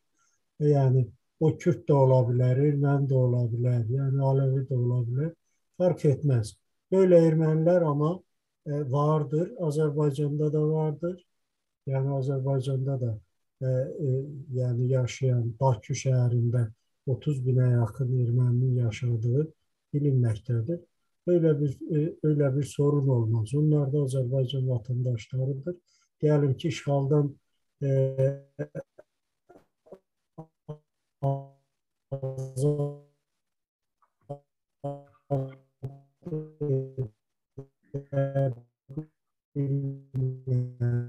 bilmediğimiz henüz Xankəndi, Xocalı, Xocavənd, onlar Azərbaycan çok kültürlü bir memlekettir. Burada yüze yakın halk yaşıyor. Türkiye'de de öyle. Yani burada bir sorun görmüyorum ben. Yani olsun yani Kürtleşmişse Kürtleşmiş, Yani Müslümanlaşmışsa burada Müslümanlaşmış. yani şey de olur, evlilik yoluyla da ben Türkleşen, Evet, evet. Kürtleşen ya Çeşitli da nedenleri var onların. Kürtleşen Türkler de var. Türkleşen bunlar. Bir de Evet, şey hocam yani buradaki aslında problem daha çok doğuda yaşanıyor. Yani batıda Osmanlı'nın ordusunda savaşan Ermeniler de var. Yani Osmanlı'yı destekleyen Ermeniler de var. Ama genelde problem doğuda ve Güneydoğu'da evet. yaşanıyor. Bu O arada zaman Osmanlı döneminde gayrimüslimleri orduya almıyordular. Yani savaşın ön sırasına almıyordular. Yani savaşan asker evet, olamazdı. Ama onun yaşasında diyelim aşçısı, doktoru, hemşiresi falan başka milletten olabilirdi. Hatta böyle şeyler de olmuştur ki bir yüzbaşı rütbesine kadar savaşan Ermeni de olmuştur biliyorsunuz. Bundan da bahsedilmiştir, kitaplar evet, yazılmıştır. Yani böyle şeyler olabilir. Yani az da olsa böyle adamlar olmuştur. Ama Osmanlı Devleti içerisinde hiç zaman ayrımcılık yapılmamıştır. Osmanlı Devleti'nde memurlar, diyelim büyükelçiler, valiler Ermeni milletinden seçilmiştir ve onlar da Osmanlı Devleti'ne sonuna kadar hizmet etmişler. İhanet edenler de vardı. Diyelim ki Karagil Pastırmaçyan Erzurum'dan Osmanlı mebusuydu ve diyelim diğer görevlerde olan adamlar da vardı. Onlar da silah alıp Osmanlı Devleti'ne karşı e, savaştılar. Çünkü Dünya Savaşı'nda böyle ihanet edenler de vardı ama Osmanlı Devleti içerisinde sadık olan Ermeni kökenli insanlar da olmuştur. Yani evet. şeyde de e, yani orduda da öyle. Orduda da savaşan askerler olmuştu. Yani bununla ilgili de çok sahile araştırmalar yapılmıştır. E, yani böyle bir şeyler vardır. Evet, Sayın Hocam, şimdi siz Kaçar Nuni, bu ilk Ermenistan Başbakanı, e, Evet, bunun kitabını, yani kitap değil aslında, rapor, Taşnak Partisi'ne sunulan rapor. Bu raporu evet, Mehmet bir Perinçek Rusçasını bulmuştu. Bu kitap, bu evet, Taşnak raporları kitaplaştırılıyor. Kitaplaştırıldıktan sonra farklı dillere çevriliyor. Ama diaspora bu kitapları yok ediyor. Şimdi bu şeyde Mehmet Perinçek Rusçasını bulmuştu. Onu Türkçe'ye çevirttirmişti. Şimdi sizin elinizde Ermenice orijinali var. Ve bu kitap evet. hakkında da bilginiz var. Kısaca Kaçar Nuni bu ne bahsediyor? Yani kendisinin partisini müthiş eleştirdiğini ben birazını okudum. Çok eleştirdiğini Evet. biliyorum. Yani oradaki yani Kaçaznoni soykırımdan söz ediyor mu? Neler anlatıyor? Kısa bir Evet, özetler bu kitapta. Kaçaznuni Taşnak Partisi'nin lideri ve Ermenistan Cumhuriyeti'nin 1918'de kurulan Ermenistan Cumhuriyeti'nin ilk başbakanı, yani birinci şahıs. Birinci şahıs ve bunun döneminde Ermenistan Cumhuriyeti'nin Türkiye ile iki savaşı olmuş, 1918'de ve 20'de iki savaşı olmuş ve Taşnak Partisi'nin yürüttüğü siyaseti eleştiriyor ve 1923'te Bukareş'te Taşnak Partisi'nin kongresine bir rapor sunuyor. Sesim geliyor mu? Geliyor hocam, Evet, dinliyorum. sesim geliyor mu? Evet, Geliyor. rapor sunuyor. O raporda bu gerçekleri anlatıyor. Diyor ki biz 1918'de Türklerin rızasıyla, yani onların onayıyla bir devlet kurduk. Ama biz bu devleti yaşatmak için yani onların desteğiyle değil, diğer devletlere güvendik. Diyelim ki Amerika Birleşik Devletleri'nin o zaman başkanı Woodrow Wilson'un prensipleri vardı. Yani Sevr Anlaşması'nı imzaladılar. Türkiye'nin bölüştürülmesi meselesini ortaya koydular. 10 Ağustos 1920'de. Onu eleştiriyor. Diyor ki bu Sevr Anlaşması bir kağıt parçasıydı.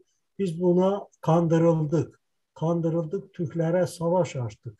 Biz diyor ki kendi topraklarımızda yaşayan Müslümanları kendi tarafımıza çekmek yerine oraları yaktık, yıktık, öldürdük, bunları mahvettik ve böyle itiraflar var.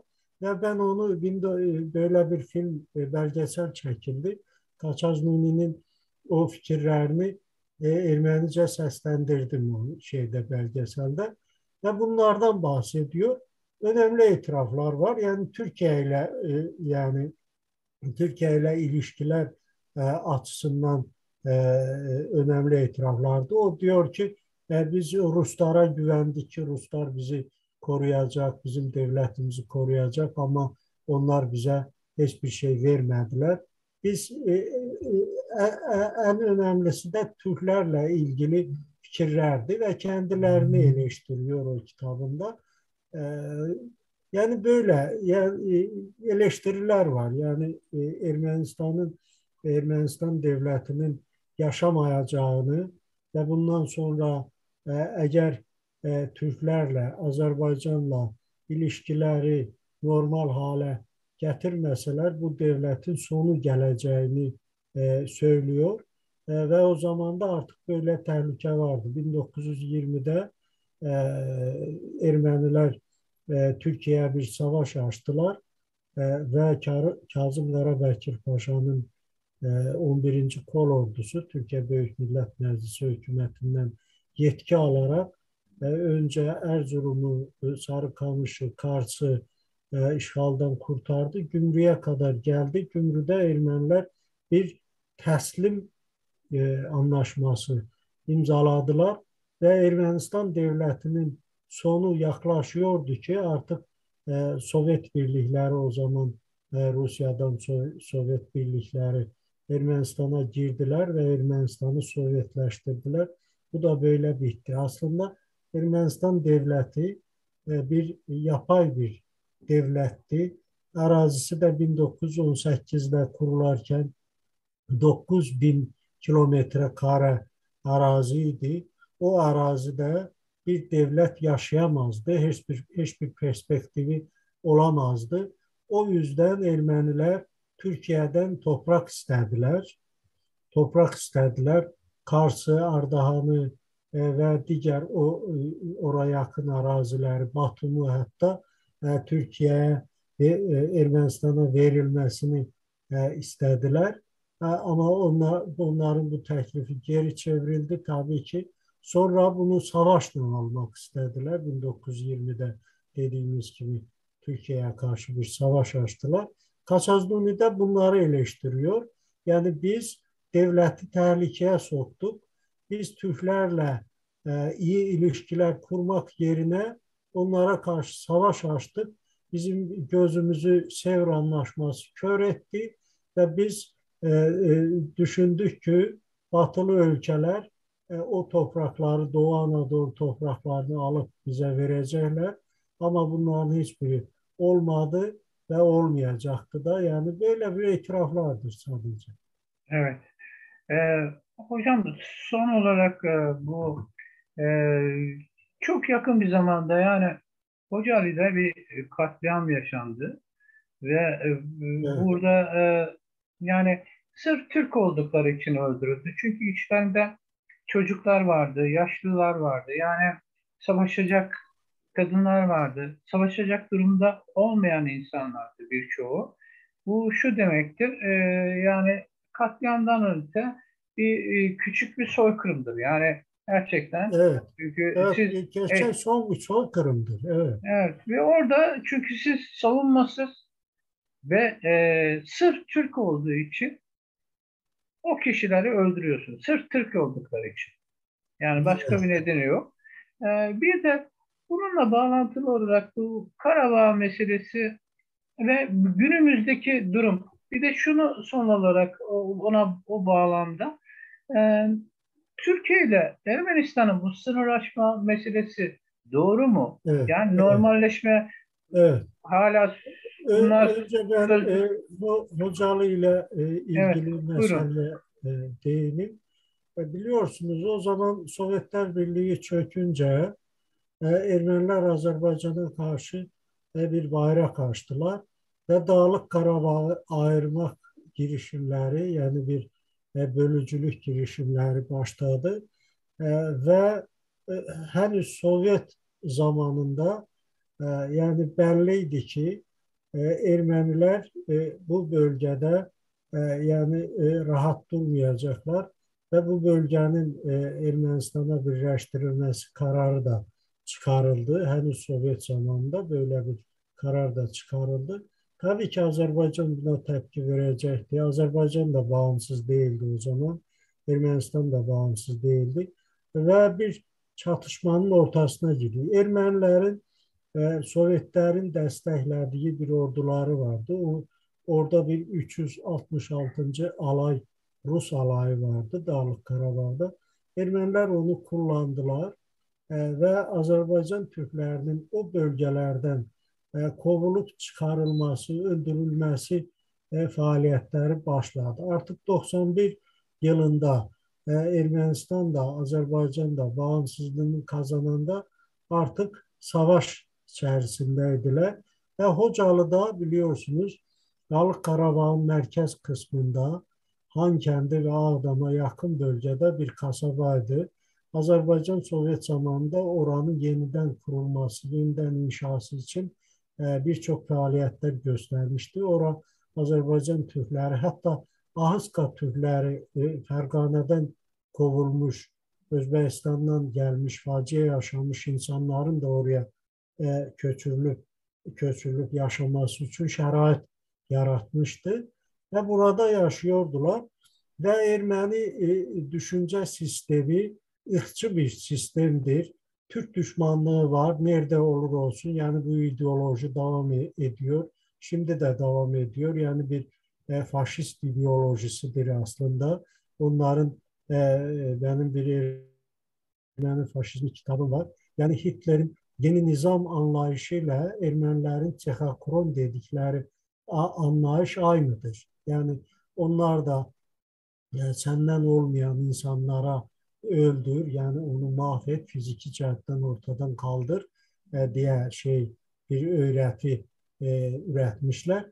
Ermenilerin de Qaregin Müjde'nin yarattığı bir Çexakron var. Yani bir ırkçı ideolojidir, bir ırkçı öğretidir bunlar. Yani bu öğretiyi de benimsemiş insanlardı Dağlık Karabağ'da.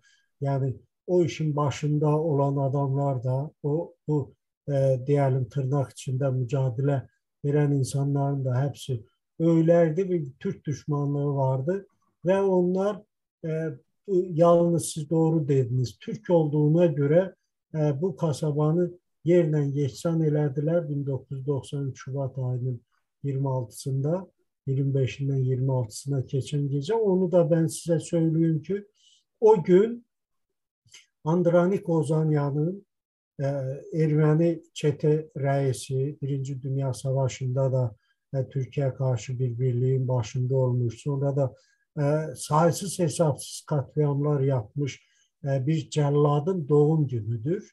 Ve Ermenistan'da ben bir makalede rastladım ki Hocalı soykırımını onun doğum gününe adamışlar. Yani soykırımını böyle bir şey etmişler. Sonra o yazıları falan kaldırdılar. Aslında onun doğum gününe adanmış bir günüydü ki Türkleri biz böyle mahvedebiliriz, mahvedeceğiz. Yani yalnız Türk olduğuna göre Hocalı soykırımı yapıldı. Hem de itiraflar var. Yani o dönemin Cumhurbaşkanı Serj Sarkisyan bir gazeteciye, Thomas de Waal isimli bir gazeteciye verdiği röportajda söylüyor. Söylüyor ki Azerbaycanlılar, yani Azerbaycan Türkleri sanıyordular ki biz onlarla şaka yapıyoruz. Ama Hocalı soykırımından sonra gördüler ki biz şaka yapmıyoruz. Yani bunun kasıtlı törədildiyini aslında Serj Sarkisyan da, geçmiş başkan, Paşinyandan önce Ermənistan devletinin başında olan o adam itiraf ediyor. İtiraf etmiş yani ki biz bu Hocalı soykırımını kasıtlı yapmışız ve bu soykırımdır. Biz Ermeni soykırımı denilen o yalandan bahsediyoruz. Ama bu devlet seviyesinde, devlet başkanı seviyesinde, o da o zaman Dağlık Qarabağ'da önemli bir görevdeydi. Yani o işin başında olan adamlardan biriydi. Yani bu itiraf ediyor. Soykırım budur. Bu gerçek bir soykırımdır. Tarihte misli görünmemiş bir soykırımdır. Siz bahsettiniz oradaki insanlar nasıl öldürülmüş, bebeklerin karnına nizeler takılmış, yani gözleri ovulmuş, hamile kadınların karnından bebekler çıkarılmış.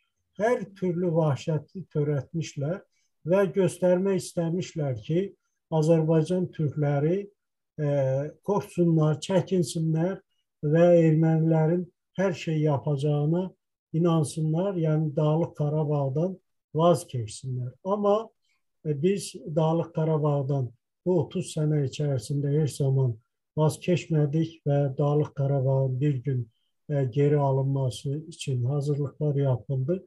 Çok şükür ki 44 günlük savaşta Türkiye'nin de çok büyük manevi ve siyasi desteğiyle Dağlık Qarabağ işgaldan kurtarıldı. Diğer bir sorunuz neydi? Unuttum. Oktay Bey. Evet. Bu şeyden sonra hocam dedim yani şimdi bunlar sizin Evet, de Türkiye ile ilişkiler meselesi. üstüne basa Evet, basa söylediniz. bu da yine şeyle Dağlık Qarabağ'ın çevresinde olan Kəlbəcər bölgesi vardı. 1992'nin Nisan ayında Ermeniler o bölgeyi işgal etmiştiler. O zaman Türkiye Ermenistan sınırlarını kapatmıştı. Yani ondan önce Ermenistan'a yardımlar da yapılmıştı. Hava sahasından Ermenistan'a buğdayın gidilmesi, un gönderilmesine Türkiye müsaade etmişti. Yani ilişkiler olmuştu ve Ermenistan'ın bağımsızlığını tanıyan ilk ülkelerden biri de Türkiye'ydi. Ve bundan sonra Türkiye sınırları kapatmıştı. O zamandan şimdiye kadar girişimler olmuştu. Yani ilişkileri normalleştirme adına. Bir 2009 senesinde biliyorsunuz bir futbol diplomasisi Evet.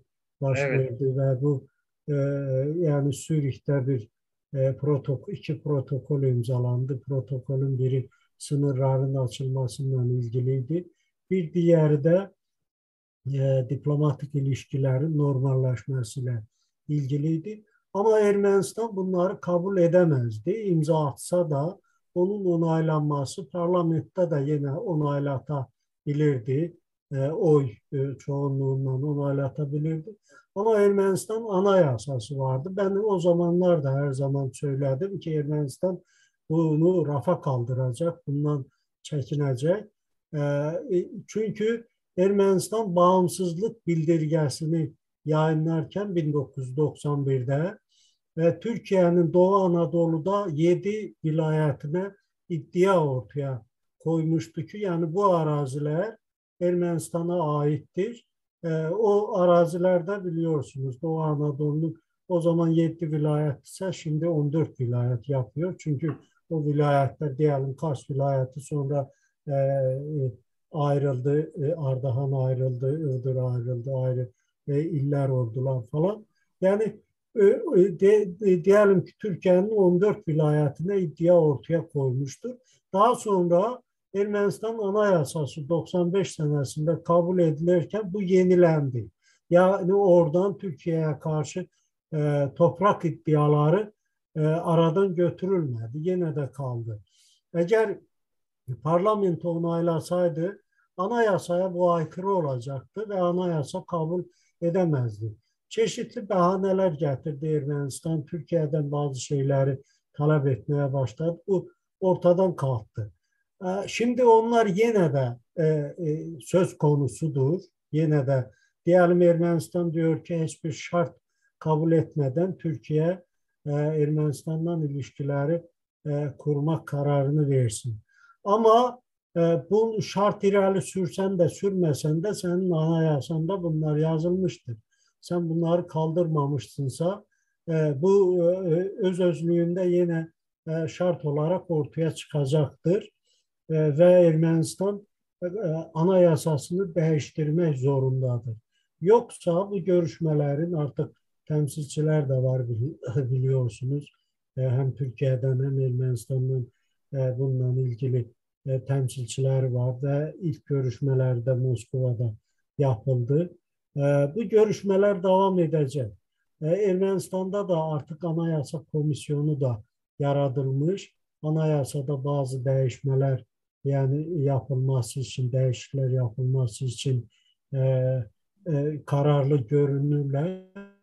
Önce o maddeyi yani Türkiye'ye karşı arazi iddiaları maddesini kaldırmaları lazım. Ondan sonra bu görüşmeler netice verir. Yani Türkiye'nin bu meselede kararlılığı var. Yani sınırların açılmasına hiçbir engel yoktur. Yani Dağlık Karabağ'da işgalden kurtarılmıştır. Ama şartlardan biri yine de kalıyor. Biraz önce de biz bahsettik onlardan. Ermeni soykırımı dedikleri o ideolojiden vazgeçilmesidir. Bunu Türkiye şart olarak ileri sürmelidir. Ağrı Dağı'nın resminin Ermənistanın armasında kaldırılmasıdır. Bu meseleler Türkiye'nin irəli sürmese de şart olarak bunlar vardır. Ermənistan'ın da bazı şartları vardır. 1915 təhcir zamanı köç eden erməniləri, köçürülən ermənilərin nəsillərinin Türkiye'de gelip yaşaması, vatandaşlık alması falan gibi şartları vardır. O da ben Ermeni basınını, Ermeni televizyonları izliyorum. Onlardan bahsediyorlar, tartışıyorlar bu meseleler. Ermenistan'ın da bazı şartları olabilir. Ama bu sınırların açılması, diplomatik ilişkilerin kurulması Türkiye'den çok Ermenistan'ın yararınadır. Çünkü Ermənistan nəfəslik əldə edəcək, Avrupaya ən qısa yol əldə edəcək və Türkiyənin şartlarından birini də unuttum. Zəngəzur dəhlizi ilə, koridoru ilə ilgili məsələnin hall edilməsidir. Ama Ermənistan da bunu uzatıyor. Aslında karar vardır ki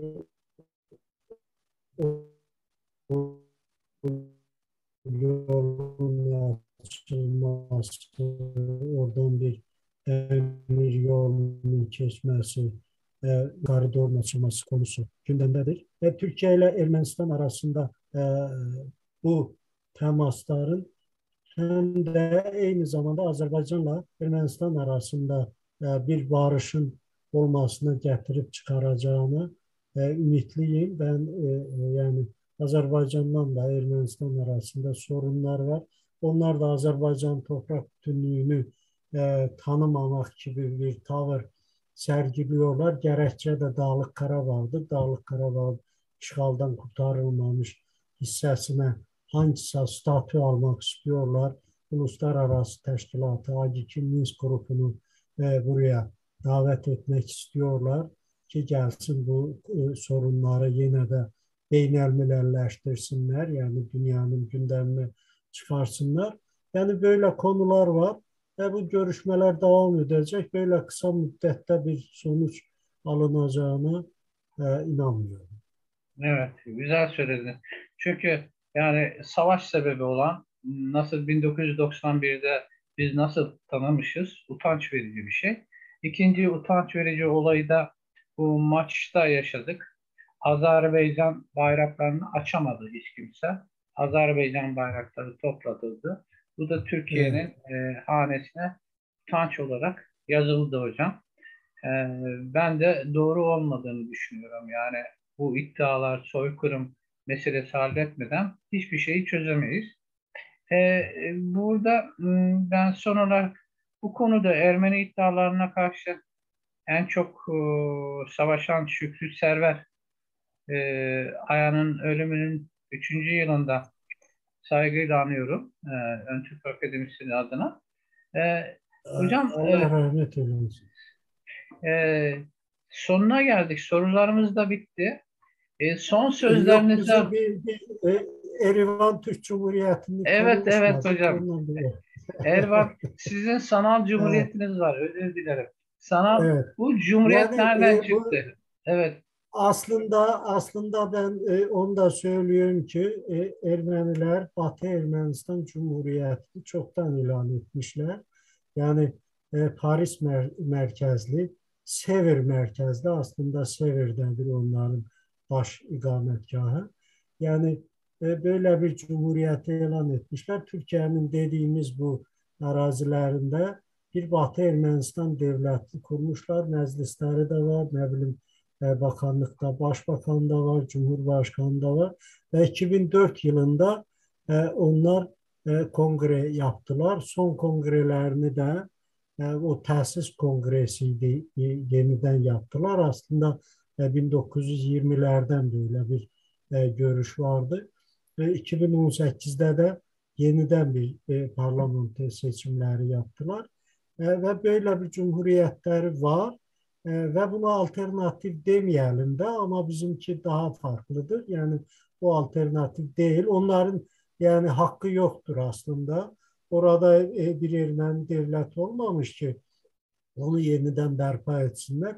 Ama bizim şimdiki Ermenistan dediğimiz bu arazide tarihen devletimiz olmuştur. En son devletimiz de Erivan Hanlığı'ydı. 1828'de işgal edilmiştir Ruslar tarafından ve dediğim gibi o arazilere Ermeniler daha sonraki yıllarda köç ettirilmiştir. Yani bizim burada bir devletimiz olmuştur. O devleti berpa etmek, o topraklarda yaşayan insanların hakkıdır. Ve o topraklardan 5 milyonun üzerinde insan var. O toprak kökenli insan var. Onun tahminen 4 milyonu Azerbaycan'da yaşıyor. 1 milyonu Türkiye'de yaşıyor ve çeşitli ülkelerde de e, Batı Azerbaycan diyelim, Batı Azerbaycan kökenli insanlar var. Ve böyle İravan Türk Cumhuriyeti adıyla biz önce kurmadık. Batı Azerbaycan Cumhuriyeti adıyla ilan etmiştik. Daha sonra bunu İravan Türk Cumhuriyeti'ne dönüştürdük. 2020 senesinin 10 Mayıs'ında ilan ettik. Ve bu ilan edildikten sonra e, kabul gördü. Toplum tarafından çok büyük destek aldık. Şimdi de o desteği hissediyoruz. Hem Azerbaycan'da hem Türkiye'de hem başka yerlerde İran Türk Cumhuriyeti'nin idealları uğrunda savaşa kadar gidecek insanlar vardır. Ve bu insanlar kendi topraklarına dönüş hakkını elde etmek istiyorlar. Yani zaman zaman Ermenistan Cumhuriyeti bizim topraklarda kurulandan sonra orada yaşayan Türkler baskı altında sürgünlerle bin bir eziyetle köç ettirildiler. 1918'de Erivan Ermenistan'ın değildi. 1918 Mayıs ayının 29'unda Azerbaycan Milli Şurası e, 10 sayılı protokolla Erivan'ı Ermenistan'a bıraktı. Bizim elimizde böyle belgeler var. Yani bıraktı. Bunun yanlış olduğu kanaatindeyiz ve bunu yani e, yetkili organlara iletiyoruz. Azerbaycan Milli Meclisi'ne de biz müracaatımız var ki bu protokol iptal edilsin. Çünkü Erivan Azerbaycan'ın en kadim mərkəzlərindən, kültür mərkəzlərindən biriydi və bunu ermənilərə verirkən heç bir gərəkçə göstərmədilər. Orada yaşayan əhalinin bir rəyi nəzərə alınmadı. Yəni onlardan bir soruşulmadı, bir referendum olmadı, plebisit olmadı. 1920'de şimdi koridor açmak istediğimiz Batı Zəngəzur Ermənistana verildi. 9000 kilometre kareden kısa süre ərzində Sovet hökuməti zamanında 29,8 kilometre kareye kadar Ermənistan ərazisi genişlətildi və bu ərazilər həm orada Göyçə ərazisi var, Göyçə gölünün, onlar Sevan diyorlar, o gölünün ətrafı, Dərələyəz, Zəngibasar və digər ərazilər də Ermənistana bırakıldı. Basar keçər ərazisi, yəni zaten Göyçədir.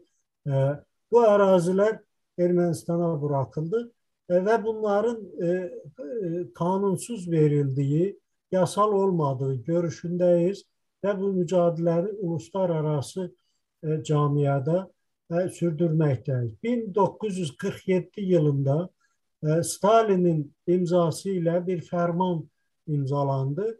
Bu fermanla Ermenistan'da yaşayan Azerbaycan Türklerinin Azerbaycan'a köçürülmesi kararı verildi ve bu da orada yaşayan ahalinin fikri soruşulmadan yapıldı. Bu da deportasiyadır, represiyadır halkımıza karşı. En son da biliyorsunuz baskıların yani nəticəsi olarak 1988-89 yılda 350 bine yakın insan, Ermenistan'da yaşayan insan sonuncu kişiye kadar oradan çıkarıldı. Bugün Ermenistan'da bir kişi belə Türk yaşamıyor. Halbuki bu toprakların tamamı Azerbaycan Türklerine aittir. Biz İrəvan Türk Cumhuriyeti, Ermənistan adlı devleti tanımıyoruz ve sonuna kadar da mücadele edeceğiz. Hem de Ermənistan adlı devlet bu bölgede güvenliği tehdit altına getiren bir devlettir. Bu devlet bu bölgeye devlet gibi gelenden sonra buradaki halklar huzur görmemiştir. Ölüm, kan yani her şey bunların yüzünden olmuştur. Bu bölgede böyle bir devletin yaşaması, böyle bir devletin varlığı buradaki halklara, o cümleden de Türkiye'ye en büyük tehditlerden biridir. Biz o topraklarımıza dönmek mücadelesi veriyoruz. Artık təşkilatlanma mərhələsi başa çatmıştır. Bizim kendi bayrağımız vardır, kendi armamız vardır. Artık marşımız, İstiklal Marşımız da hazırlanmıştır. Yani dünyanın 14 ülkesinde artık İrəvan Türk Cumhuriyeti'nin temsilcileri var. Azerbaycan'da bir devlet şurası faaliyet gösterir. Meclisimiz var, 45 kişiden oluşan meclisimiz var. Yani bu meclis faaliyet gösterir ve kararlar kabul ediyoruz ve kendi topraklarımıza dönüş yolunda adımlar atıyoruz. Esas mesele bu görüştür. Yani böyle bir ideolojinin ortaya konulmasıdır. Biz onları görmesek de, o işleri yapmasak da gelecek nesiller mutlaka bizim işimizi devam ettirecekler. Bu kadar. Evet, çok çok teşekkür ediyorum hocam. Bütün izleyenlerimize, katılımcılarımıza da teşekkür ediyorum. Yarın akşam üçlü bir birlikteliğimiz olacak. Kıbrıs'ı konuşacağız aynı saatte. Evet. Hocam sizin son sözlerinizi alalım. Tekrar çok çok teşekkür ediyorum. Görüşmek dileğiyle. Sizin son sözlerinize veda edelim. Ben size teşekkür ediyorum. Estağfurullah. Yani böyle bir imkanı sağladınız ve biz de fikirlerimizi biraz rabitesiz olsa da, biraz dağınık olsa da fikirlerimizi söyleyebildik. Burada konuştuğumuz meselelerin herhangi bir konferans konusudur, büyük bir kitap konusudur. Yani bunları gelecekte ayrı ayrılıkta bazıları detaylarına dinməklə konuşmaq olar və biz haqlı olduğumuzu, bu məsələlərdə haqlı olduğumuzu ispatlamamıza da gərək yoxdur. Biz bəlgələrlə konuşuyoruz, əlimizdə olan yəni qəzetə yazıları ilə və yaxud kimlərinsə dedikləri fikirlərlə konuşuyoruz və erməni soykırımı dedikləri o yalanı ifşa etmək və dünyaya göstərmək lazımdır ki, Türk milləti soykırımçı deyil və nasıl ola bilər ki, onlar diyorlar ki, erməni soykırımını tanıyın və siz deyin ki, biz öldürmüşük, biz soykırımçı millət miyiz? Yani böyle şeyler ciddi konulardır ve bu konuların derinliğine inmek için belgelerle konuşmamız lazım. Böyle belgeler de bizim elimizde daha fazladır. Yani ermənilərin və digər onların havadarlarının elində. Biz bunlarla dünyaya çıxıb haqlı olduğumuzu, bu məsələlərdə görüşlərimizin dünyəvi olduğunu, sivil dünyanın istədiyi kimi olduğunu ortaya koymaya hazır olmalıyız. Çok teşekkür ediyorum bir daha size. Çok çok teşekkürler saygıdeğer hocam. İyi akşamlar diliyorum. Görüşmek üzere. Bakü'ye de Görüşmek selamlar. üzere. Sağ olasın. İyi akşamlar. Görüşürüz.